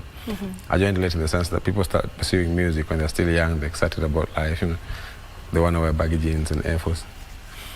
But I joined when I had gone through that period. I was like in my late 20s, 29, 30. So when I joined, I didn't have a lot of knowledge, like experience, performing-wise. So the only thing I knew is I had a voice and I had things I wanted to talk about. So I think that gives you the fire to give a lot more as compared to people with experience, because you're playing catch-up. So that energy, people can feel that and bounce it back to you. So they say, oh, your life sets a fire. But deep down, you're like, I just have to give them all I have. There's a point where you said you feel like you joined late. You know, you joined into the scene later on.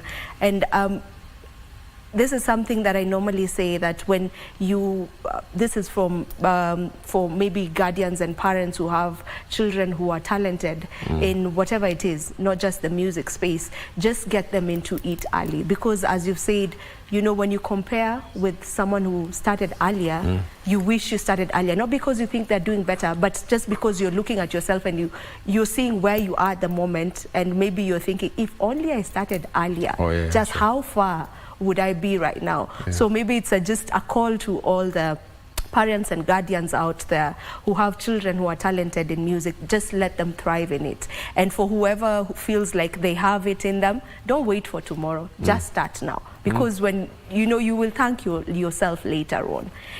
All right, so when it comes to your genre of music, where do you classify it? I don't know where to classify it. Is it Benga? Is it... I don't... It's neither here nor there. However, so partly the reason as to why we can't really classify what we're doing is because there's a lot of influence that we're borrowing from so many things. So it can't be one thing.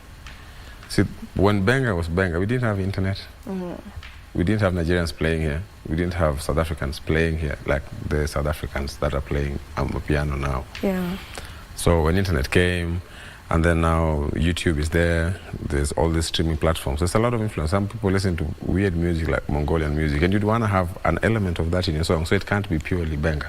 However, the stem, like the backbone of what we're doing, is Benga and traditional religious chants and stuff.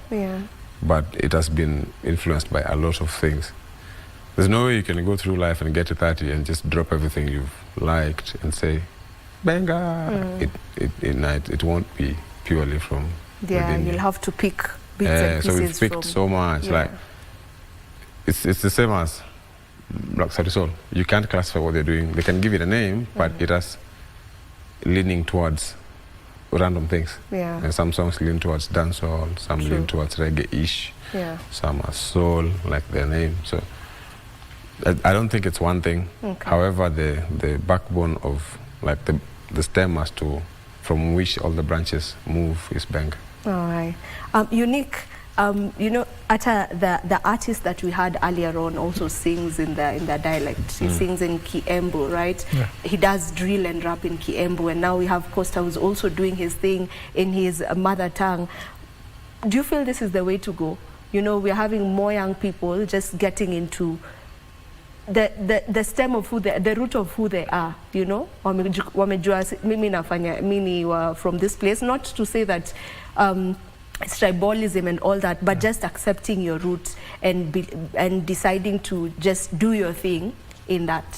Yeah, me, I really accept that, because that shows that you accept who you are. Yeah. You know, most people nowadays, this generation, people wanna deny. Yeah. No, but me seeing people doing, artists doing in vernacular language, me, I really love it.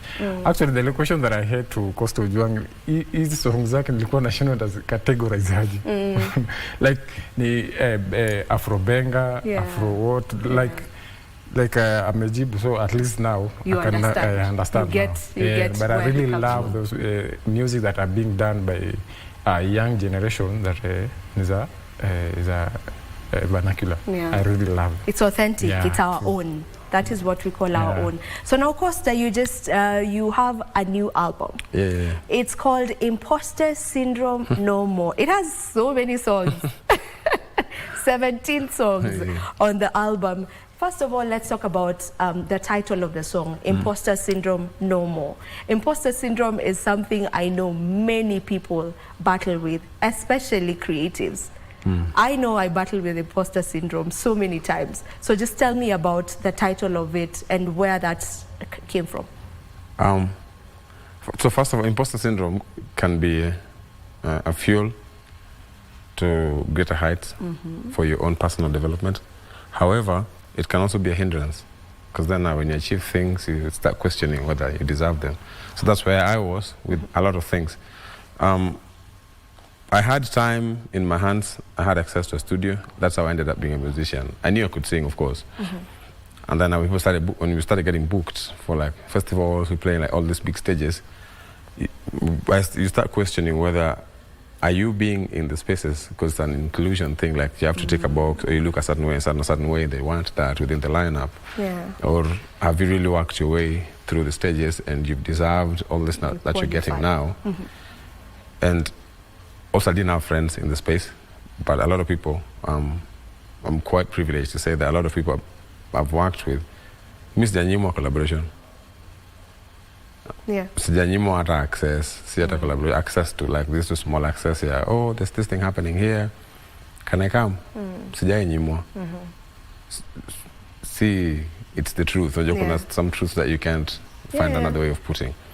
So when I get all these accesses, I start asking myself, because now you'll be sitting there and you're like, oh. I know, hapa hivi nimekana, na hujakaa nyuma, umekaa mbele huku. Yeah.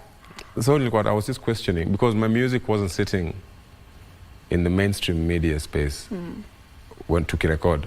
However, tukiperform, tulikuwa tunajipata kwa hizo stages.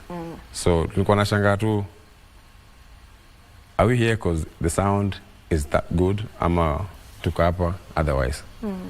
And then when I was doing this project, because this is my third project in like 3 years. So when I was doing this, I wanted to do a sound that is authentically me, and a space where I feel most comfortable and accept the fact that it's all I have to give, without having to like sieve it through and having to water it down because the market dictates taste and stuff. Yeah. So it has 17 songs in it, and I'm sure before you got to settle for this 17, I am so sure you had so many other songs. Can you give it a number? 25. You had 25, so you had to sieve it down to the 17. Maybe what were you looking at for you to decide, okay, this one's the 17 are making the cut for this particular album? Flow ya project. So napenda if an album can take you on a journey. So like the album introduces you slowly, builds up somewhere, and then dies down easily. So that when you're listening to the project, you have moments of getting like growing into the album and easing yourself out of the album. I don't like projects that leaves you on a high.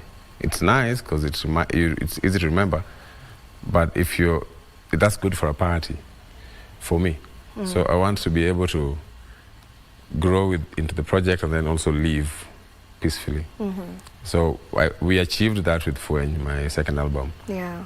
So I was also studying how we arranged Fueny and borrowed a leaf from that. Yeah. And maybe just how different is Imposter Syndrome No More from Fueny? It's guitar heavy, a little guitar heavy, and then there's some social issues songs. There's some songs against alcohol. Why are you laughing? Because you sing them in a club and you're like, hey, everyone is drunk. Yeah, and they're singing along to it, so it's speaking against what you're doing. Yeah.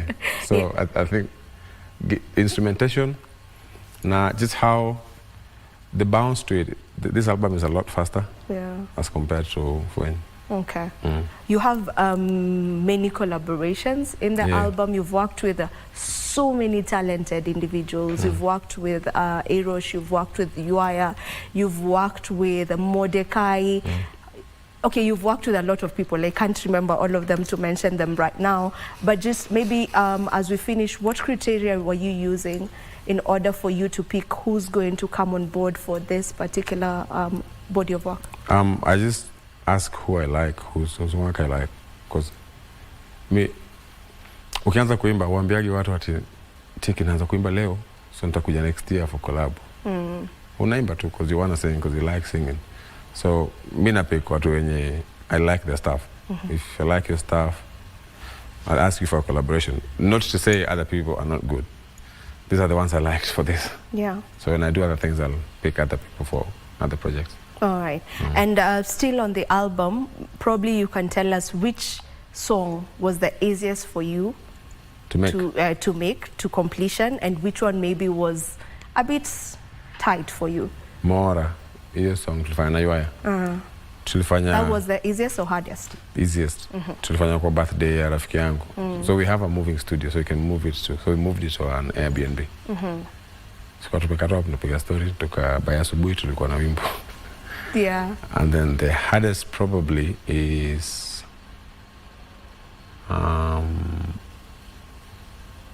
Okongo. It has transitions. And then also probably the writing, because it's a bit personal. So zile za wanasema nazijachapa uchi lakini ni sawa tu.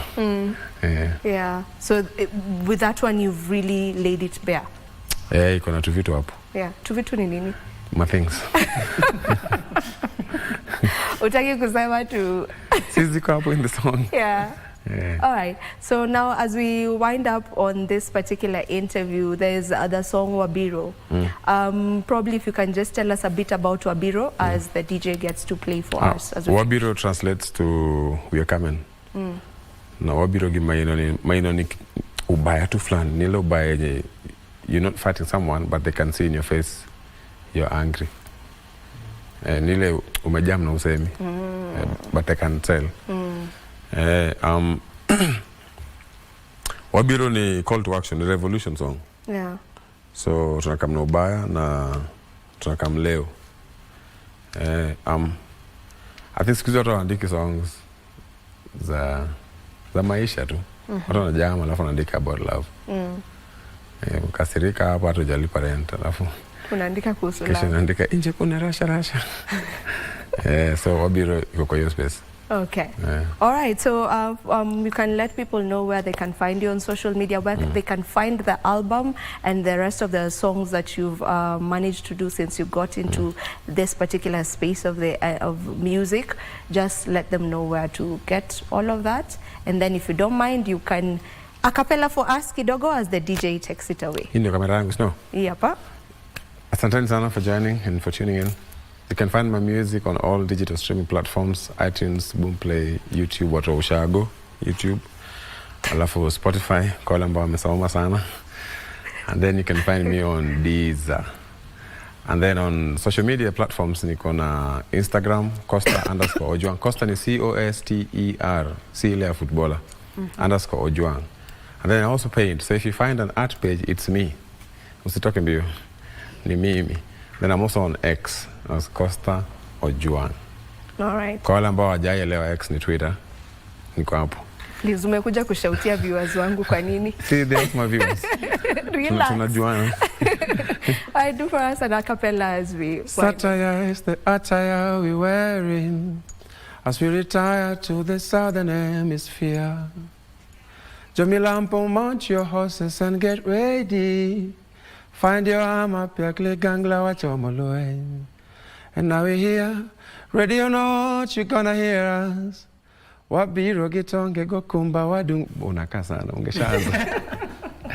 Wabiro by Costa Ojuang. Thank you so much, Costa, for coming through. Asante. Bye.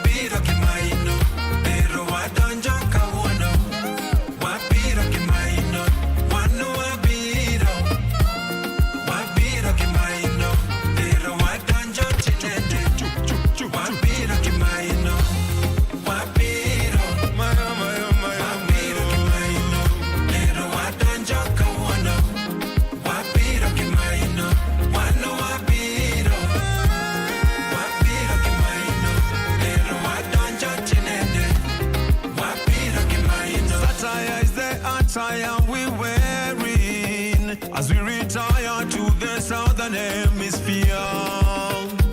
Jomilambo, mount your horses and get ready. Find your arm up, your glig and glow, your molue. And now we're here, ready or not, you're gonna hear us. Wabiro gitonge kwa kumba wadungremo. Na washika bango mimi nina mpango ya kufanya mambo tukisonga. We're singing songs of freedom to the walls of Jericho. Yeah. Wabiro nyone, wabiro kimaino, wadanja nyone, wabiro kimaino, wano wabiro, wabiro kimaino, wabiro wadanja chinene, wabiro kimaino. Usiyatamani ya mwenzio, kazi ni kazi, kazi ni kazi. Usijilinganishe na mwenzio, tunza hiyo yako, tunza ulicho nacho. Ubongo nyakalagano la kagigita, jadolo none na kakuecho, jango madonge tinda chiembo, tobanjo loro chalo pikuja, fimbo ya mbali ya uwinyoka, shika ulicho nacho, jikakamue, jikakamue. Fimbo ya mbali ya uwinyoka, shika ulicho nacho, jikakamue, jikakamue. Manupesa manukela Nairobi, manupesa manukela Nairobi, wanuma usonge kao kigoi, kao kigoi.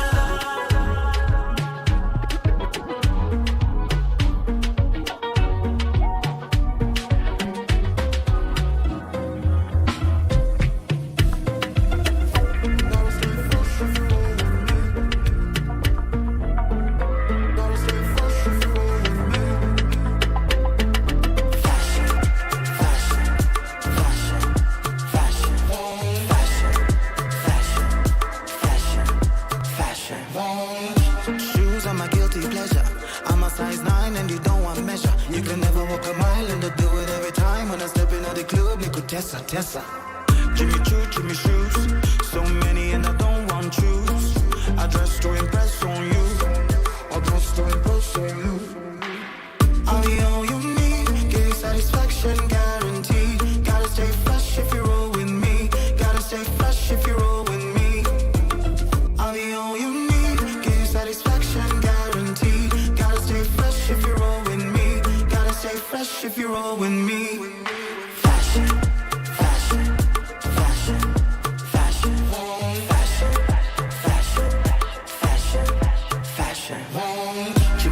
Chimandema, looking like a fallen angel, Lucifer.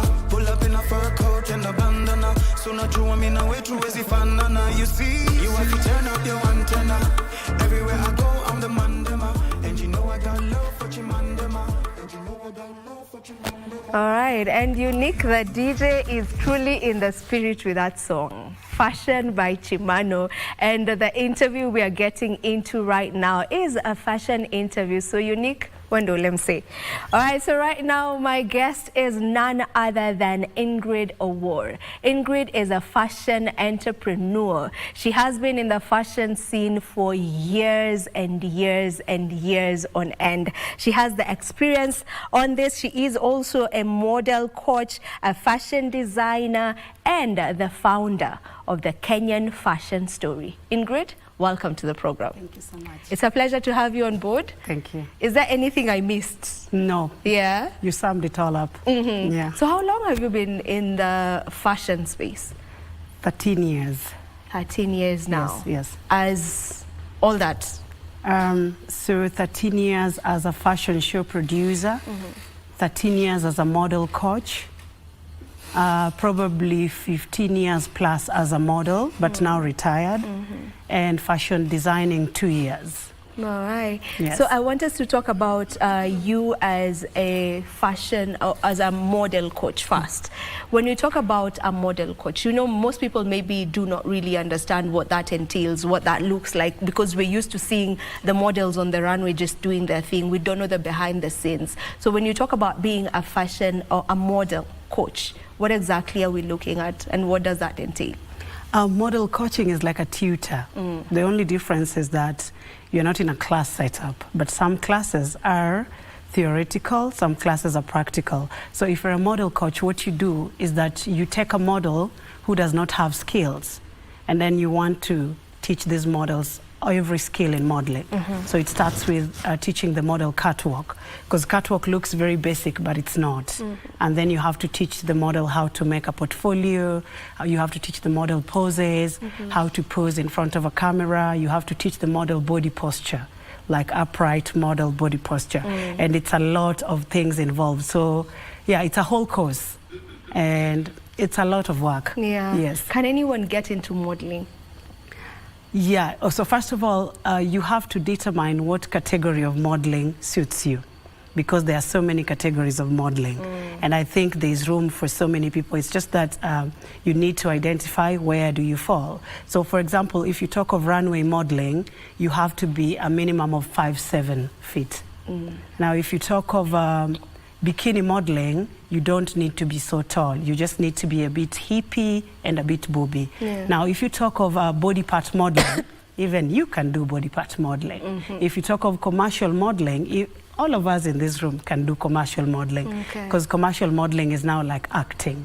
Yes. So there are stages to it, there are different categories to it, and everyone can fit somewhere. Yes. All right. So let's get into fashion shows. You produce fashion shows. You've been doing that for the past 13 years. Yes. That's more than a decade. That's too many years. So when it comes to producing of fashion shows, first of all, let's look at Kenya.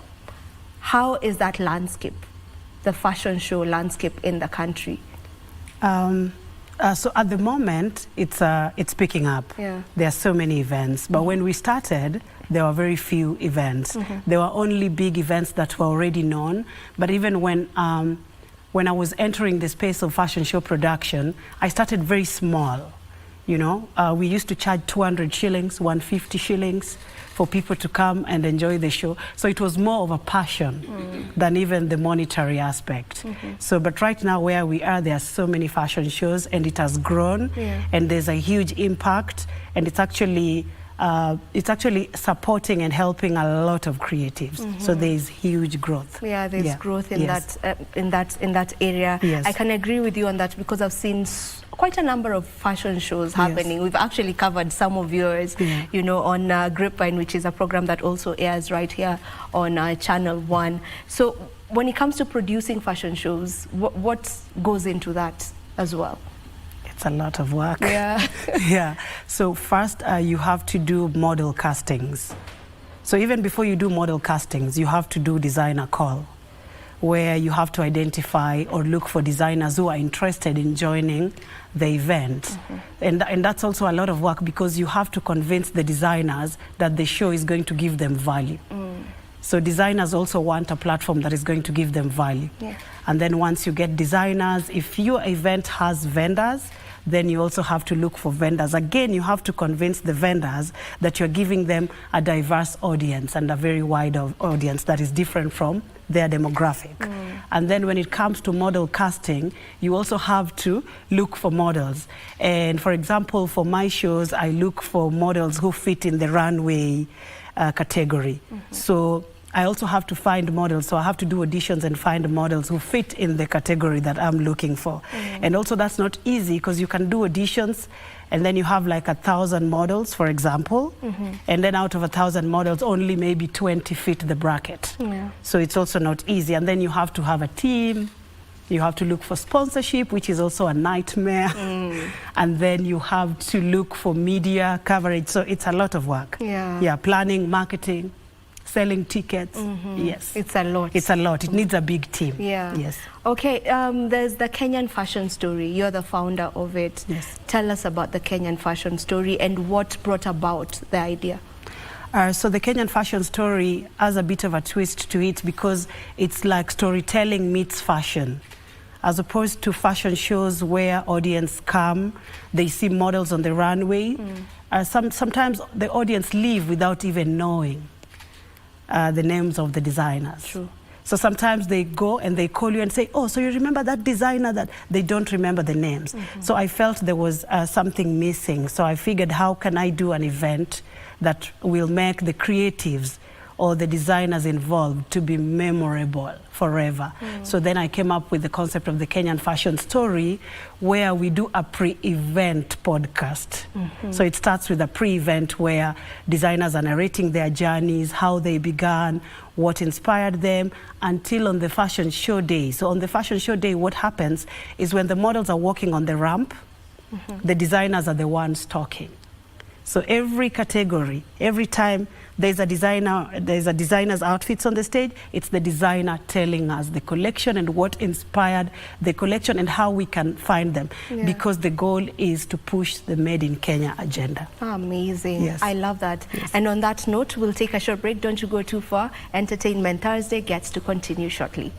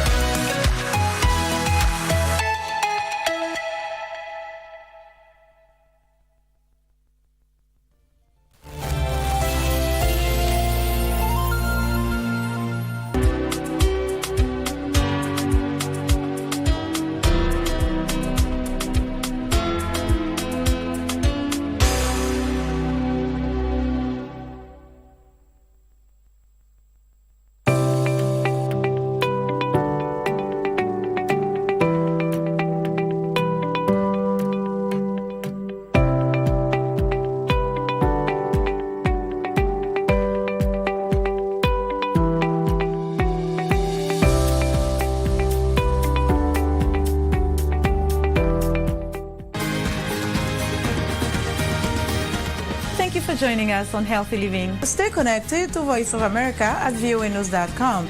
A look at your kidneys and how they impact your health. And an expert discusses chronic kidney disease and how to protect yourself.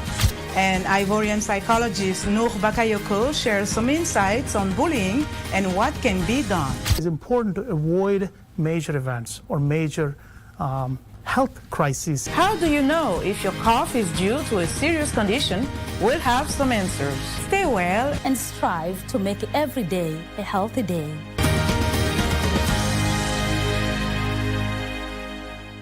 Say bye-bye to FOMO, the fear of missing out, by downloading the KBC Online app that gives you access to everything you love. Get the latest news, sports, music, entertainment news, live TV, live radio, and so much more at the palm of your hand. To get the app, simply search KBC Mobile Digital app in your Google Play or App Store and download the app. Catch what you want, anytime, anywhere. Stay connected. Stay ahead with KBC Mobile Digital app.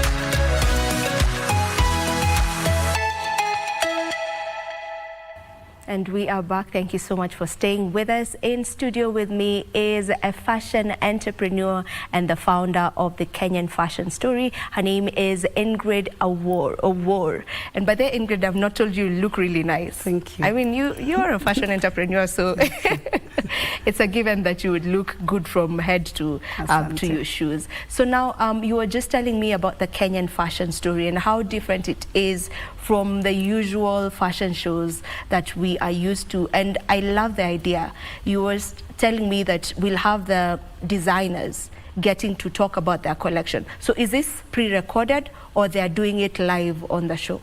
They're doing it live on the show. So while the models are walking, the designer is telling the story of the collection, how they created the collection, the name of the collection, what inspired the collection, and the challenges they go through.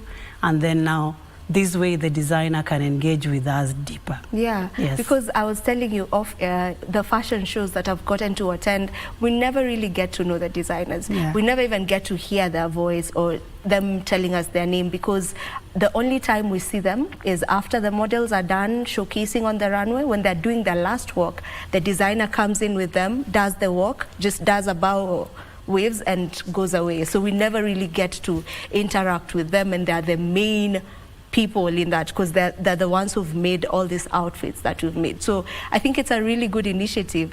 So while you were coming up with that, was it entirely for designers to get to be known?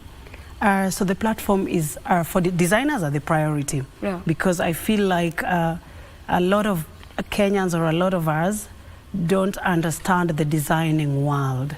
So sometimes we even confuse designers with tailors, and it's two different things.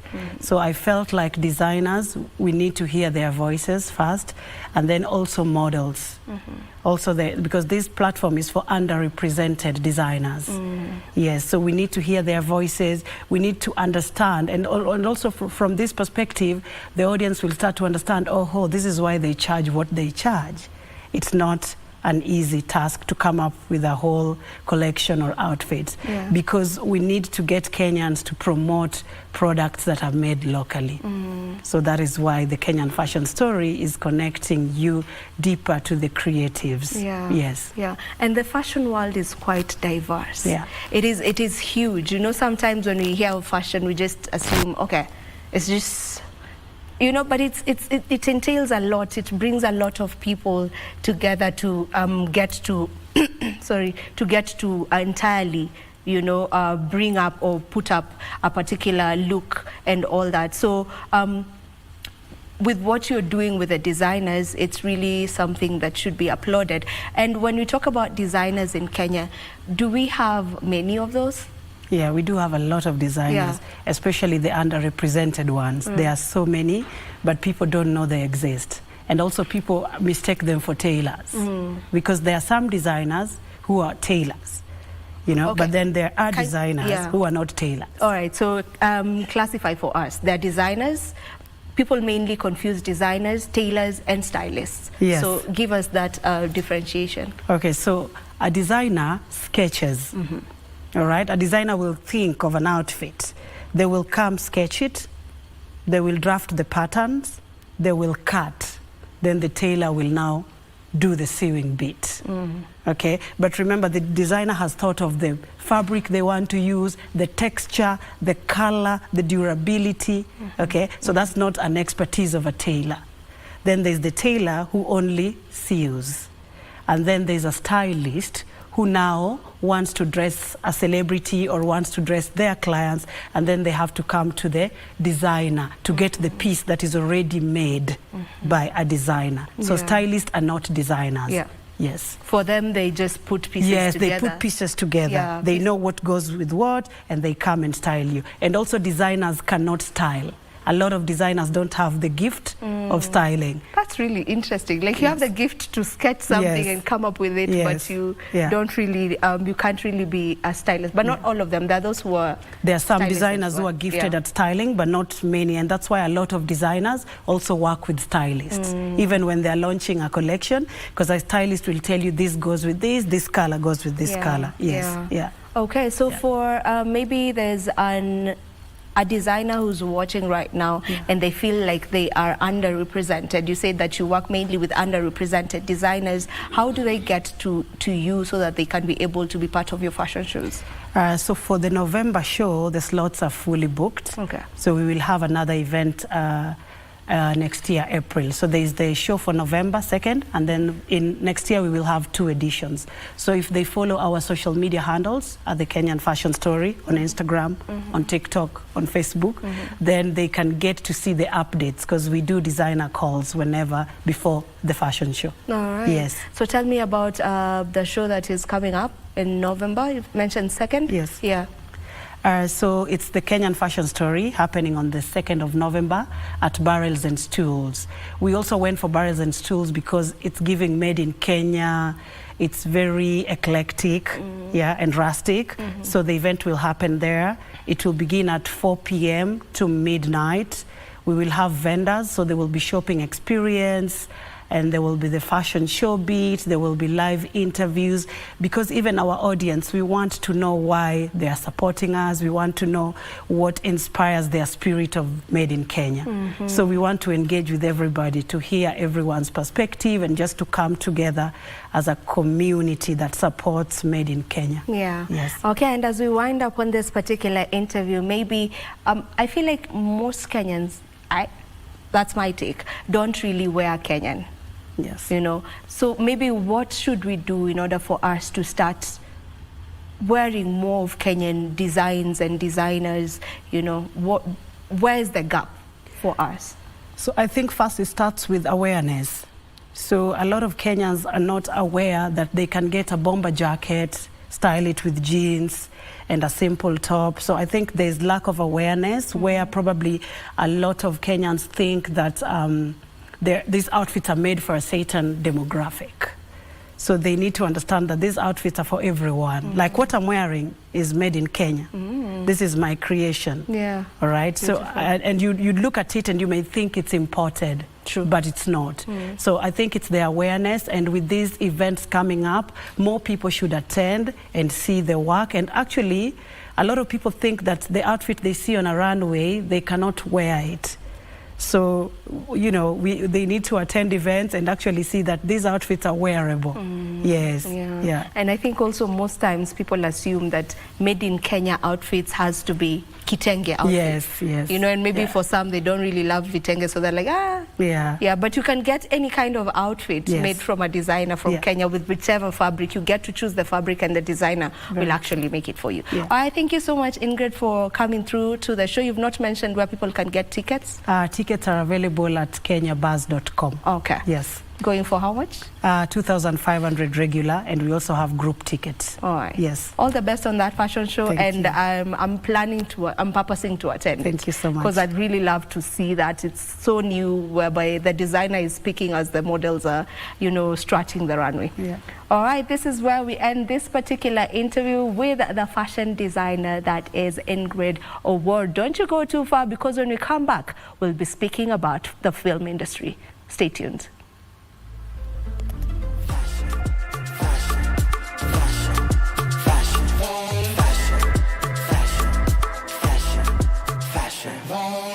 Shoes are my guilty pleasure. I'm a size 9 and you don't want measure. You can never walk a mile and I do it every time. When I step in at the club, you could tessa. Jimmy Choo, Jimmy shoes. So many and I don't want choose. I dress to impress on you. I dress to impress on you. I'll be all you need. Give you satisfaction guaranteed. Gotta stay fresh if you roll with me. Gotta stay fresh if you roll with me. I'll be all you need. Give you satisfaction guaranteed. Gotta stay fresh if you roll with me. Gotta stay fresh if you roll with me. Fashion, fashion, fashion, fashion, fashion, fashion, fashion, fashion. Chimandema, looking like a fallen angel, Lucifer. Pull up in a fur coat and a bandana. Soon I drew me now way to easy fanana. You see, you have to turn up your antenna. Everywhere I go, I'm the mandema. And you know I got love for Chimandema. And you know I got love for Chimandema. I'll be all you need. Give satisfaction guaranteed. Gotta stay fresh if you roll with me. Gotta stay fresh if you roll with me. I'll be all you need. Give satisfaction guaranteed. Gotta stay fresh if you roll with me. Gotta stay fresh if you roll with me. Fashion, fashion, fashion, fashion, fashion, fashion, fashion, fashion, Nadia. fashion, fashion, fashion, fashion, Nadia, hello baby. Oops, ala nilikosea nilimaanisha hello Freddy. How are you baby? Oh, una hata nafsi na kuita. Nisipojanjaruka nitapitwa. Unanipanisha pressure mchana kutua. Kila siku yule mapenzi nionyeshe. Nisije kosea unigombeze. Useme hunipendi unilize. Uniitapo sister ni kwanza. Eti shikilia uzito yaumiza. Badala yake busu kusambaza. Aki ya Mungu kajiwe. Yule mimi naye siku moja tupendane. Yule anione kwa sina urafiki. Yule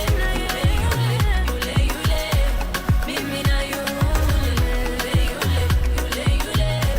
mimi na yule. Wamenibandika jina eti mpenzi mtazamaji we.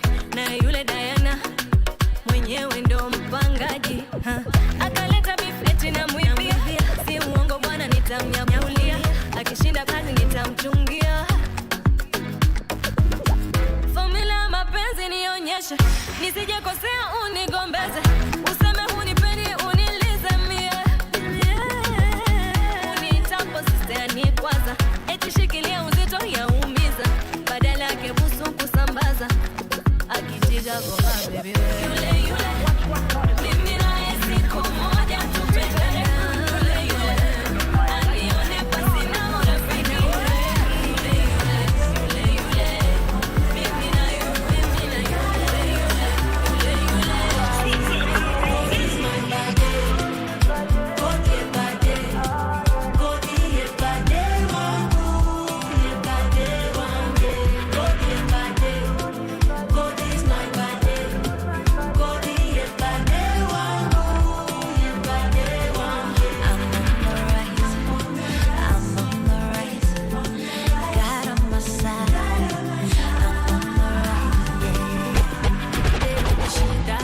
shaitwani geta atutadeke mbera na ye yaseva tulino wakabi ni savior. There is nothing that can miss with me and you. Olaba nsinza mutomu katonda oyo yekubo eri amazima n'obulamu. Olaba mutendereza oyo mu katonda. He became my friend and I will never be the same again.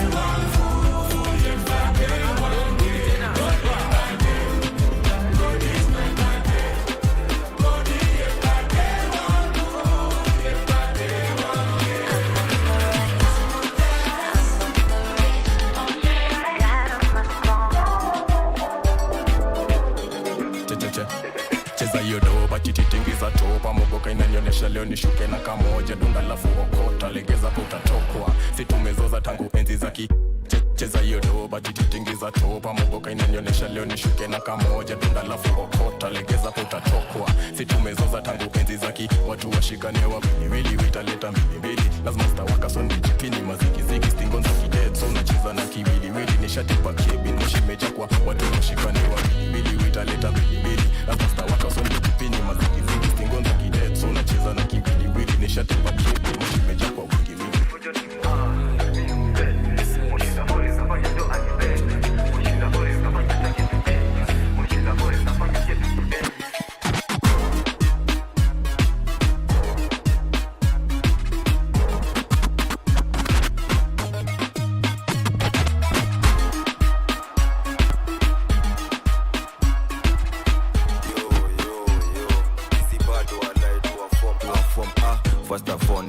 Niko class 4 baby girl anadai ni Washington sezi bonga fiti juu mi ukuwa don sezi banja mtaa mi ndo father son hizi sisi unajua mi ndo melkun ukibanja na. And we are back. Thank you so much for staying with us. In case you're just joining us, this is Entertainment Thursday right here on Good Morning Kenya, KBC. And we have our final interview of the day, and this one is on film. And with me in studio are two very good-looking ladies who are here to talk to us about a feature documentary that they have made for the last 8 years. It's called Our Land, Our Freedom. Kindly help me introduce Mina Nanji and Zippy Kimondo. I asked you to kindly help me introduce them, so clap. All right, welcome so much to the show. We are pleased to have you. So if you may just give us an introduction of who exactly you are, what you do. Yeah, hi, hello. My name is Zippy Kimundu. I'm a Kenyan filmmaker. I've made, short fictions before, but this is my first feature documentary. I run a production company called Afro Films International and wear a lot of hats also. Yes, mentoring and teaching different things. All right, welcome, yes. Zippy. Thank you. Hi, I'm Mina Nanji. I'm Kenyan born. My parents were born here as well, but I now live in Los Angeles. I'm a filmmaker and a teacher and a curator and work generally in independent film rather than industry film. So, yes. All right, welcome to the show, Mina. Now, if you can let's start by us just getting to understand what a feature documentary is. Probably some people might confuse a feature film and a feature documentary. Maybe what's the difference between those two? Okay. Yeah. Oh, we tag team. So. Yeah. Well, a documentary is based in fact. We do not write a script. It's not a fiction story. So we find real situations that we are passionate about and explore those issues. So it might be through a character, it might be an issue of, say, climate change. It could be any sort of social justice issue, I think, is what we're mostly interested in. And I guess the big difference is that it's not a written script. We just follow things as they unfold in real life. Yeah, and it's based on facts. Yeah. Yes. So, in film there is fiction, non-fiction. So we are the non-fiction, as she says, we basically have an idea of what we want to do, but we just follow. We let the story kind of lead us to make to tell the story. All right. Yeah. So your story, which actually will be featured on Nairobi Film Festival, which is actually ongoing at the moment, it's called Our Land, Our Freedom. Tell me about that story. What is it all about? What are you documenting in Our Land, Our Freedom? Yeah. You go so, first. just in brief, Our Land of Freedom is a story about, a Kenyan family looking for the remains of their father who was hung by the British in 1957. That is the Kimathi family. But the story is really about unearthing and finding out what happened during the colonial times. Stuff that we're not taught, in history books in detail. So the story really becomes the story about finding out what happened during colonization and its impacts in Kenya today, particularly on land. Yeah, and you know, when it comes to our land, our story, you mentioned that it took you 8 years to get to complete the documentary. Just tell us what went into, you know, having it come to life. It was a real process. So we began research, you know, back in 2016, and through the research, we met the characters. We met Wanjugu. She introduced us to her family, her community, and all of that takes time to build trust with the communities, with everybody. And then what happened with us and why it took so long was we were kind of following one path with Wanjugu as she was trying to search for her father's remains. But along the way, her emphasis shifted. And as she started to listen to the elders and what they really wanted was getting some land, because their land had been stolen during colonial times. Yeah. So she said, okay, you know, the search for our loved ones who went missing, that can go on. But right now, the way to help everybody now is to at least get them some land so they can have their shambas, grow their own food, bury the people they love in their own land.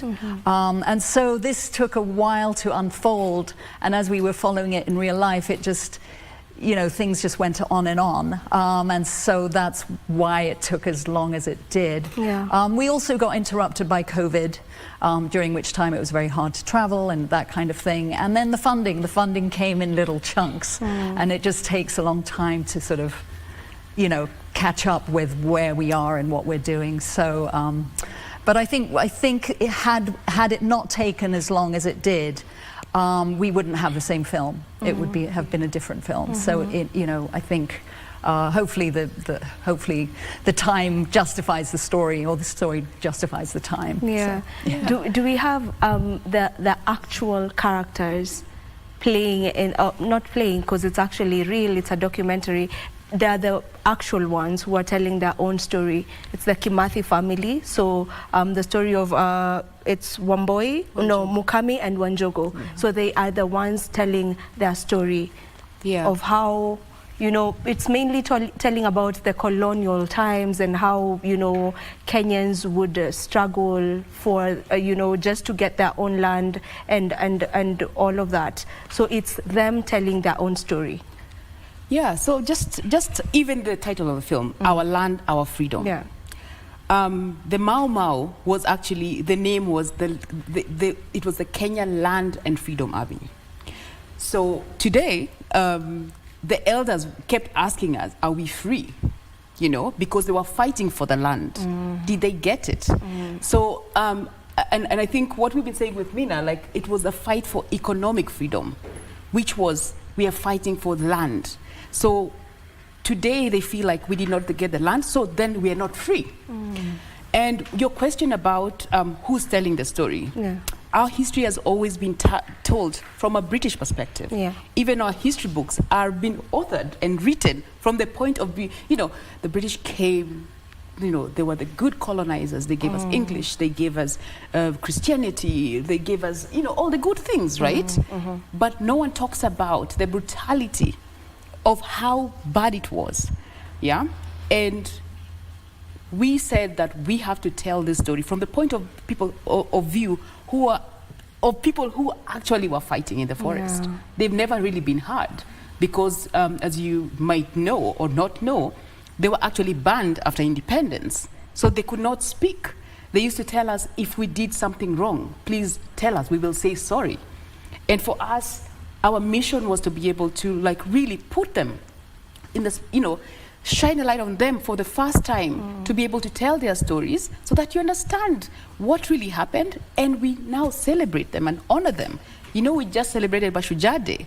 You know, are they celebrated? Like, how are they celebrated? So we really hope that our film, you know, can be used as a tool for, you know, for change, for changing our education system. For, you know, Mina, please take over. Yeah, yeah, so, I mean, no, like, we are very passionate about this. And actually, as you also come in, you deliberately avoided or did not I don't know if it's the right thing for me to say, but you deliberately avoided having the Westerners being part of the story. So why did you opt to just go with a Kenyan voice in this particular documentary? Yeah, thank you for that question. It was very intentional on our part to just have Kenyans, African indigenous Kenyans, because we felt, as Zippy said earlier, Kenya's history, especially of the colonial era, has always been written, described, told through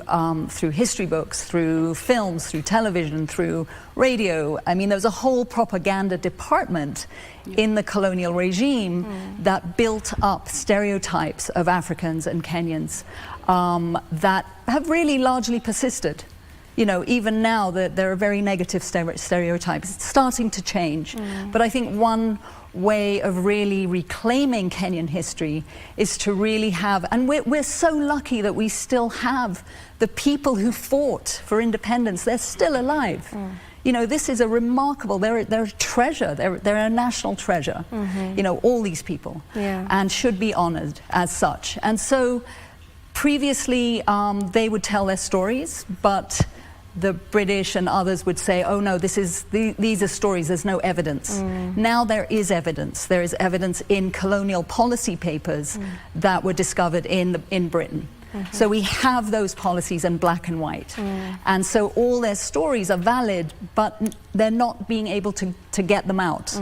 And I think now we decided, look, we just want to focus on them because we've heard the other side.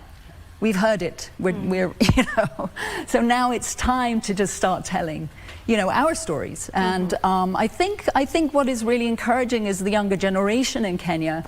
At least people in media are really interested. And so more and more fiction is coming out about this era. More and more documentary is coming out, and more books. So. Sorry, long answer to your question, but we feel very, passionately about this. About it. Yeah, we can tell. What exactly do you want people who will come for that show, who will come to watch the documentary, get out of it? What do you want them to come out of that room or auditorium with? I mean, for me, it's to know the truth, number one. It's to know the truth and to celebrate and honor the freedom fighters. And how do we get justice for these freedom fighters who fought and who have never got their land back? Yeah? So this is just for us to know. Let us know. Once we know, we should do something about it. So for me, this is kind of a call for action and a call to know, right? Because, personally, I've grown so much from making this film. I didn't know half of the things. So I want all other Kenyans to be able to really understand. And putting it in a nice way, with a relationship of a mother and daughter, in a nice way. It's it might be very hard for people to read this big history book that is 1,000 pages, but it's 90 minutes of just learning and relearning. All right, I'll ask you to hold that thought. We take a break, and then when we come back, you can continue with the conversation. We're taking a break.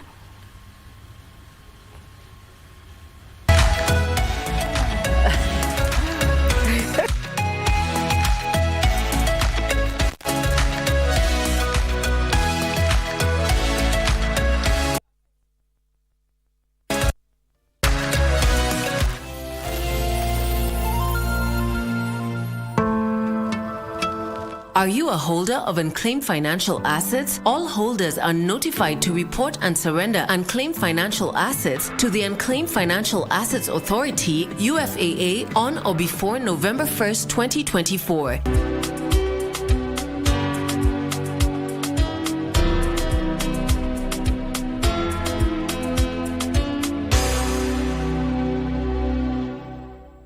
UFAA. Receive, safeguard, reunite. My name is Angel Pamela Atieno. I am a 12-year-old singer and an actress. I also play basketball and chess. I'm looking up to acting with really, really famous actresses like Lupita Nyong'o. So you can imagine my surprise when I went shopping for a book and I found a book. I love you this much. She sees cheese, she sees cheese, she sees cheese. Today I'm going to show you guys how to make fried cabbage. It's delicious, it's yummy, and it's so easy to make.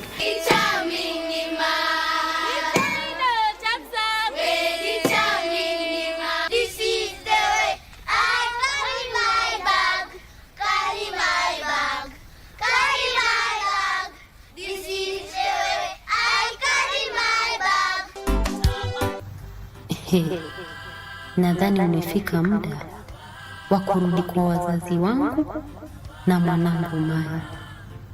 Hapa haya ni maji ya shingo na nimeshindwa kabisa kuyaogelea. Mimi naweza chapwa na mwanamke mimi huyo basi. Hata wewe mtu mzima haujui kuchunga mzigo wako. Shauri yako.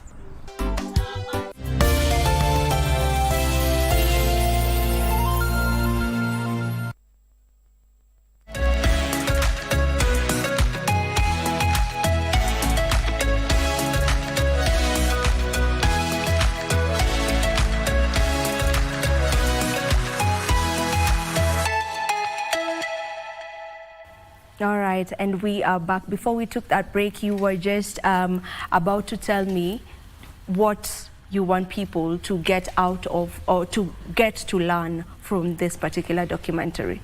Yeah, I think, you know, for me, I hope that people can start thinking about their inheritance in a new way.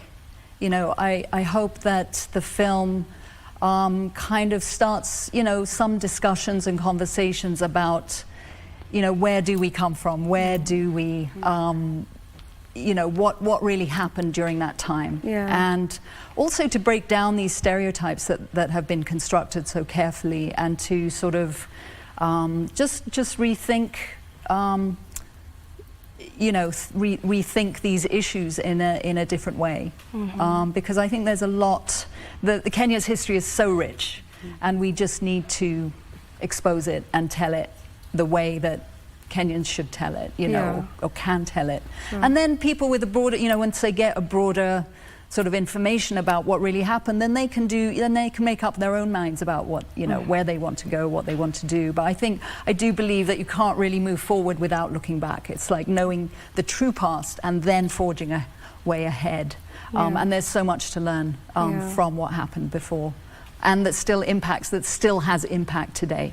Yeah. You know, actually, in that same breath, how does the colonial legacy still impact Kenya today? I think it impacts in many ways. The biggest thing is land ownership, of course. So, you know, people who had ancestral land that was just taken from them, they were never compensated for it, right? So once you take away people's ability or the space to grow their own food, then they have to become workers. And then they became laborers, and they were paid very badly. So the whole issue of poverty really starts during the colonial period, you know, in a deep way. And that's entrenched even now. So that carries on. It carries on in economic policies, you know, unfair trade, unfair policies with Britain and Europe and the West, where they get favorable, you know, they get favorable contracts, or the trade is favorable to the West. I mean, Kenya has the best tea. You live in Kenya, you drink the worst tea. What is that about? You know, same with coffee, same with goods, cotton, you know, whatever, right? And then also in the mind, you know, I think we're still quite internally colonized, and we have to break free of that. I think it's happening, I do, but I think there is this aspiration to be like the West still. So, you know, we have to realize that no, that's not the model. We are our own model, and we have our own, you know, standards and principles, and, you know, all of these things. I mean, I've just been nodding like really hard, because like I really agree with what you said. But also, like, what we really want to do. We filmed for 8 years. We've documented history, stories that have never been told, which are not in our documentary. So we've talked to, you know, so many elders. This is history that, you know, will be lost. So I mean, our intention is to, you know, start creating our own archive, because we had the archive that was British. Now we had to go back to the British and buy our own, you know, so we have to start kind of creating our own archive, and, you know, and so that the next generation have access to what really happened. Yeah. What was the process like for the two of you, you know, on this particular journey that you started 8 years ago? Just how was that process like? I can begin with you, then she can jump in, because it's a tag team here. I've noticed it's a tag team. Yeah. Yeah. So I was in film school. Yeah. I'd gone to study film, and I had, you know, I was making stories. It's, you know, when you just haven't found your voice, you just make fun stories, right? But then, like, then I started realizing there was a lot of things that, you know, had happened here that had not been done. So I wanted to actually adopt Ngugi wa Thiong'o's book, Weep Not Child, and I actually started writing that fiction film. But I couldn't find material. I couldn't find, like, a lot of the facts to improve on my fiction film. And then I got an email from Mina, who had been, you know, also researching quite a lot about the film. Do you want to take over? Just No. in a short Okay, yeah. So I got an email and said, you know, let's, you know, I want us, we had Mukami Kimathi's interview. Yeah. You know, it says, I met Wanjogo, let's go to this interview. That was in 2015, December, actually. I remember very well.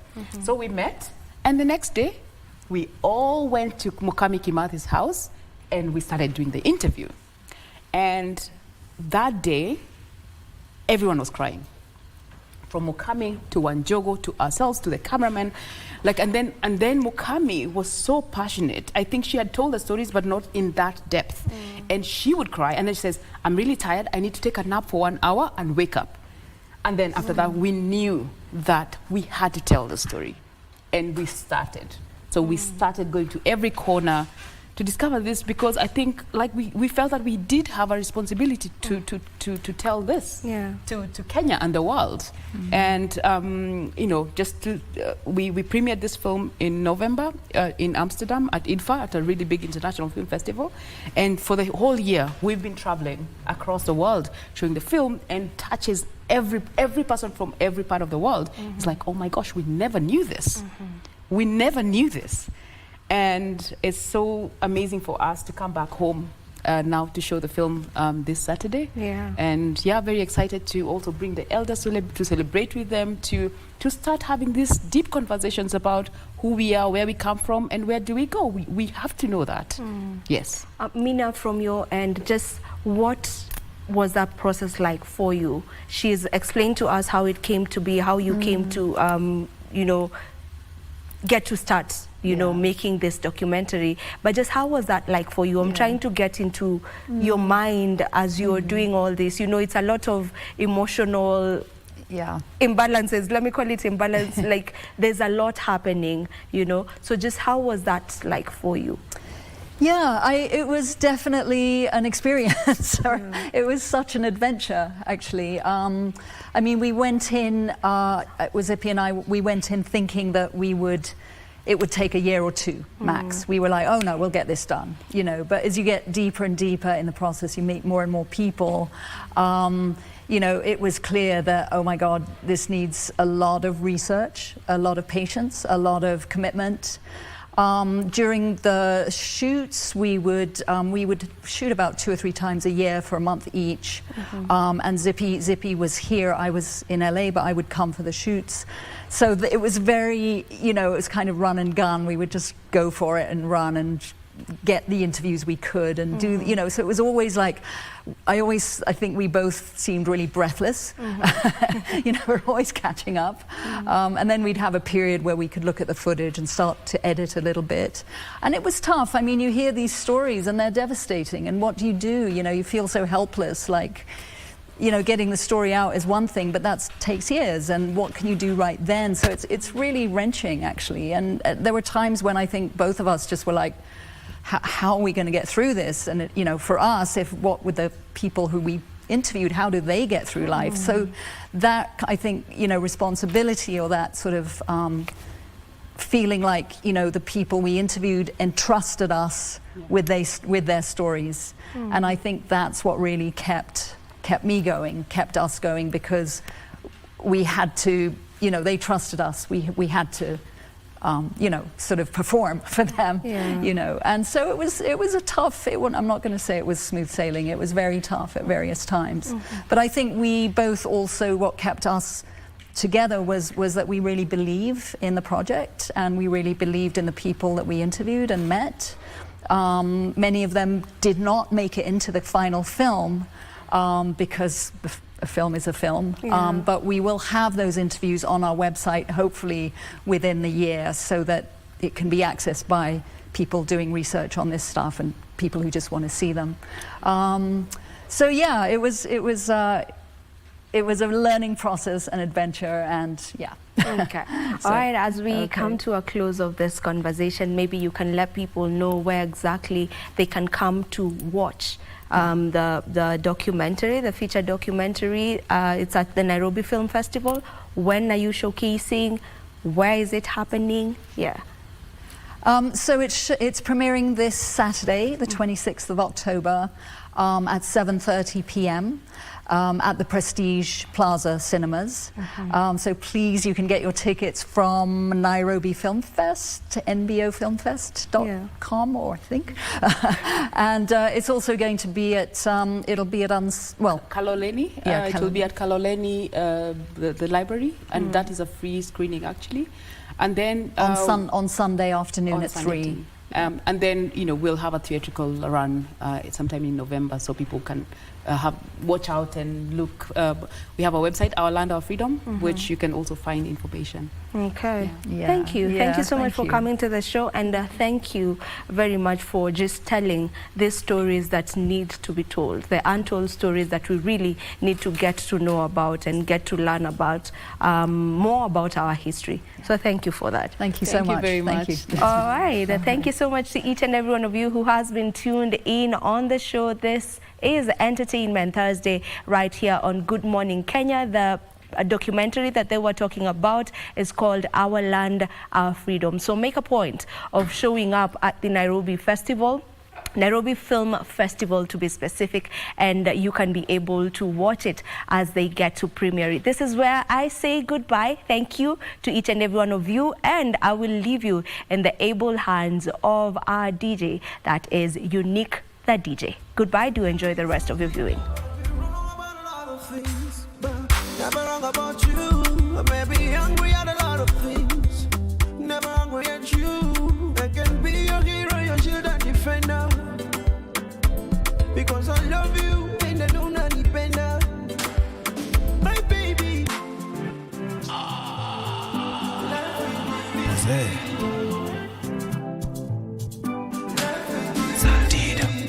Life is sweeter.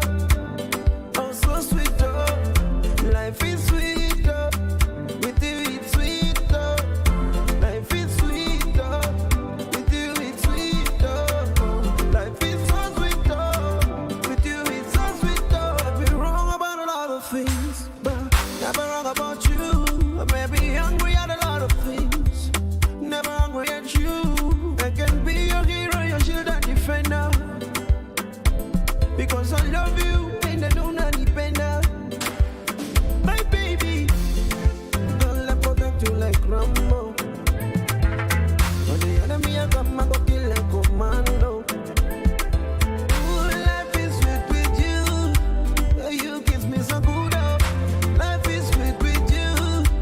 The way you touch me so good up. Life is sweeter. Oh, so sweeter. Life is sweeter. With you it's sweeter. Life is sweeter. With you it's sweeter. Life is so sweeter. With you it's so sweeter. You make me so emotional with your unconditional love. So emotional with your unconditional love. All I want is just to be with you. Day and night, call you my baby boo.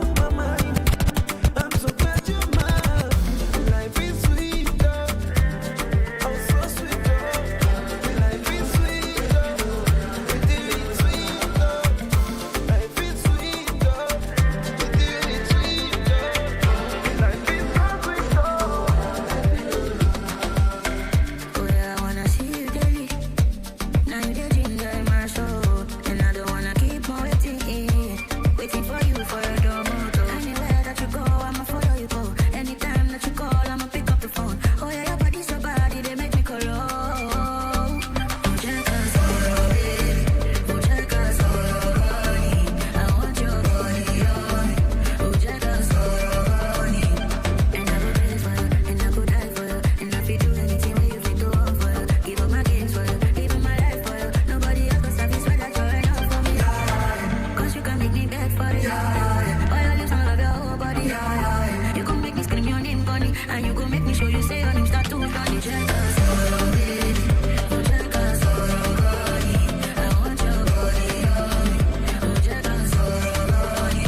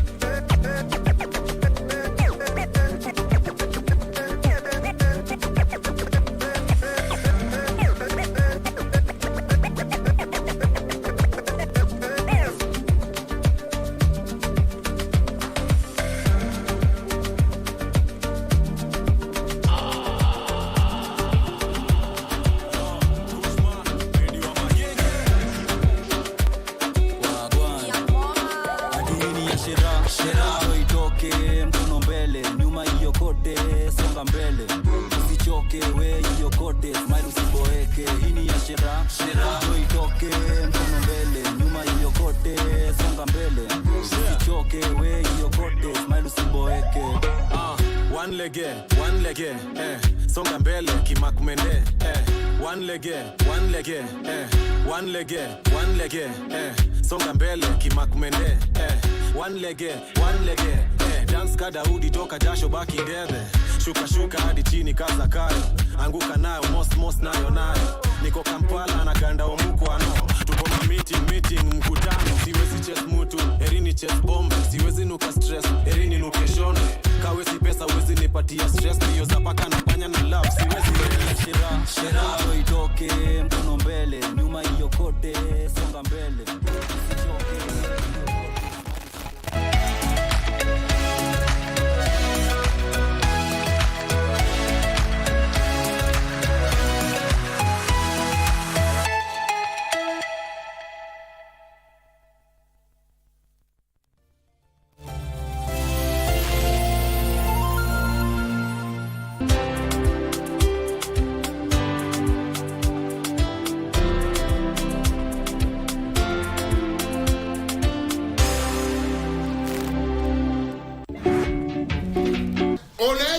mahakama ni nini iliongezwa?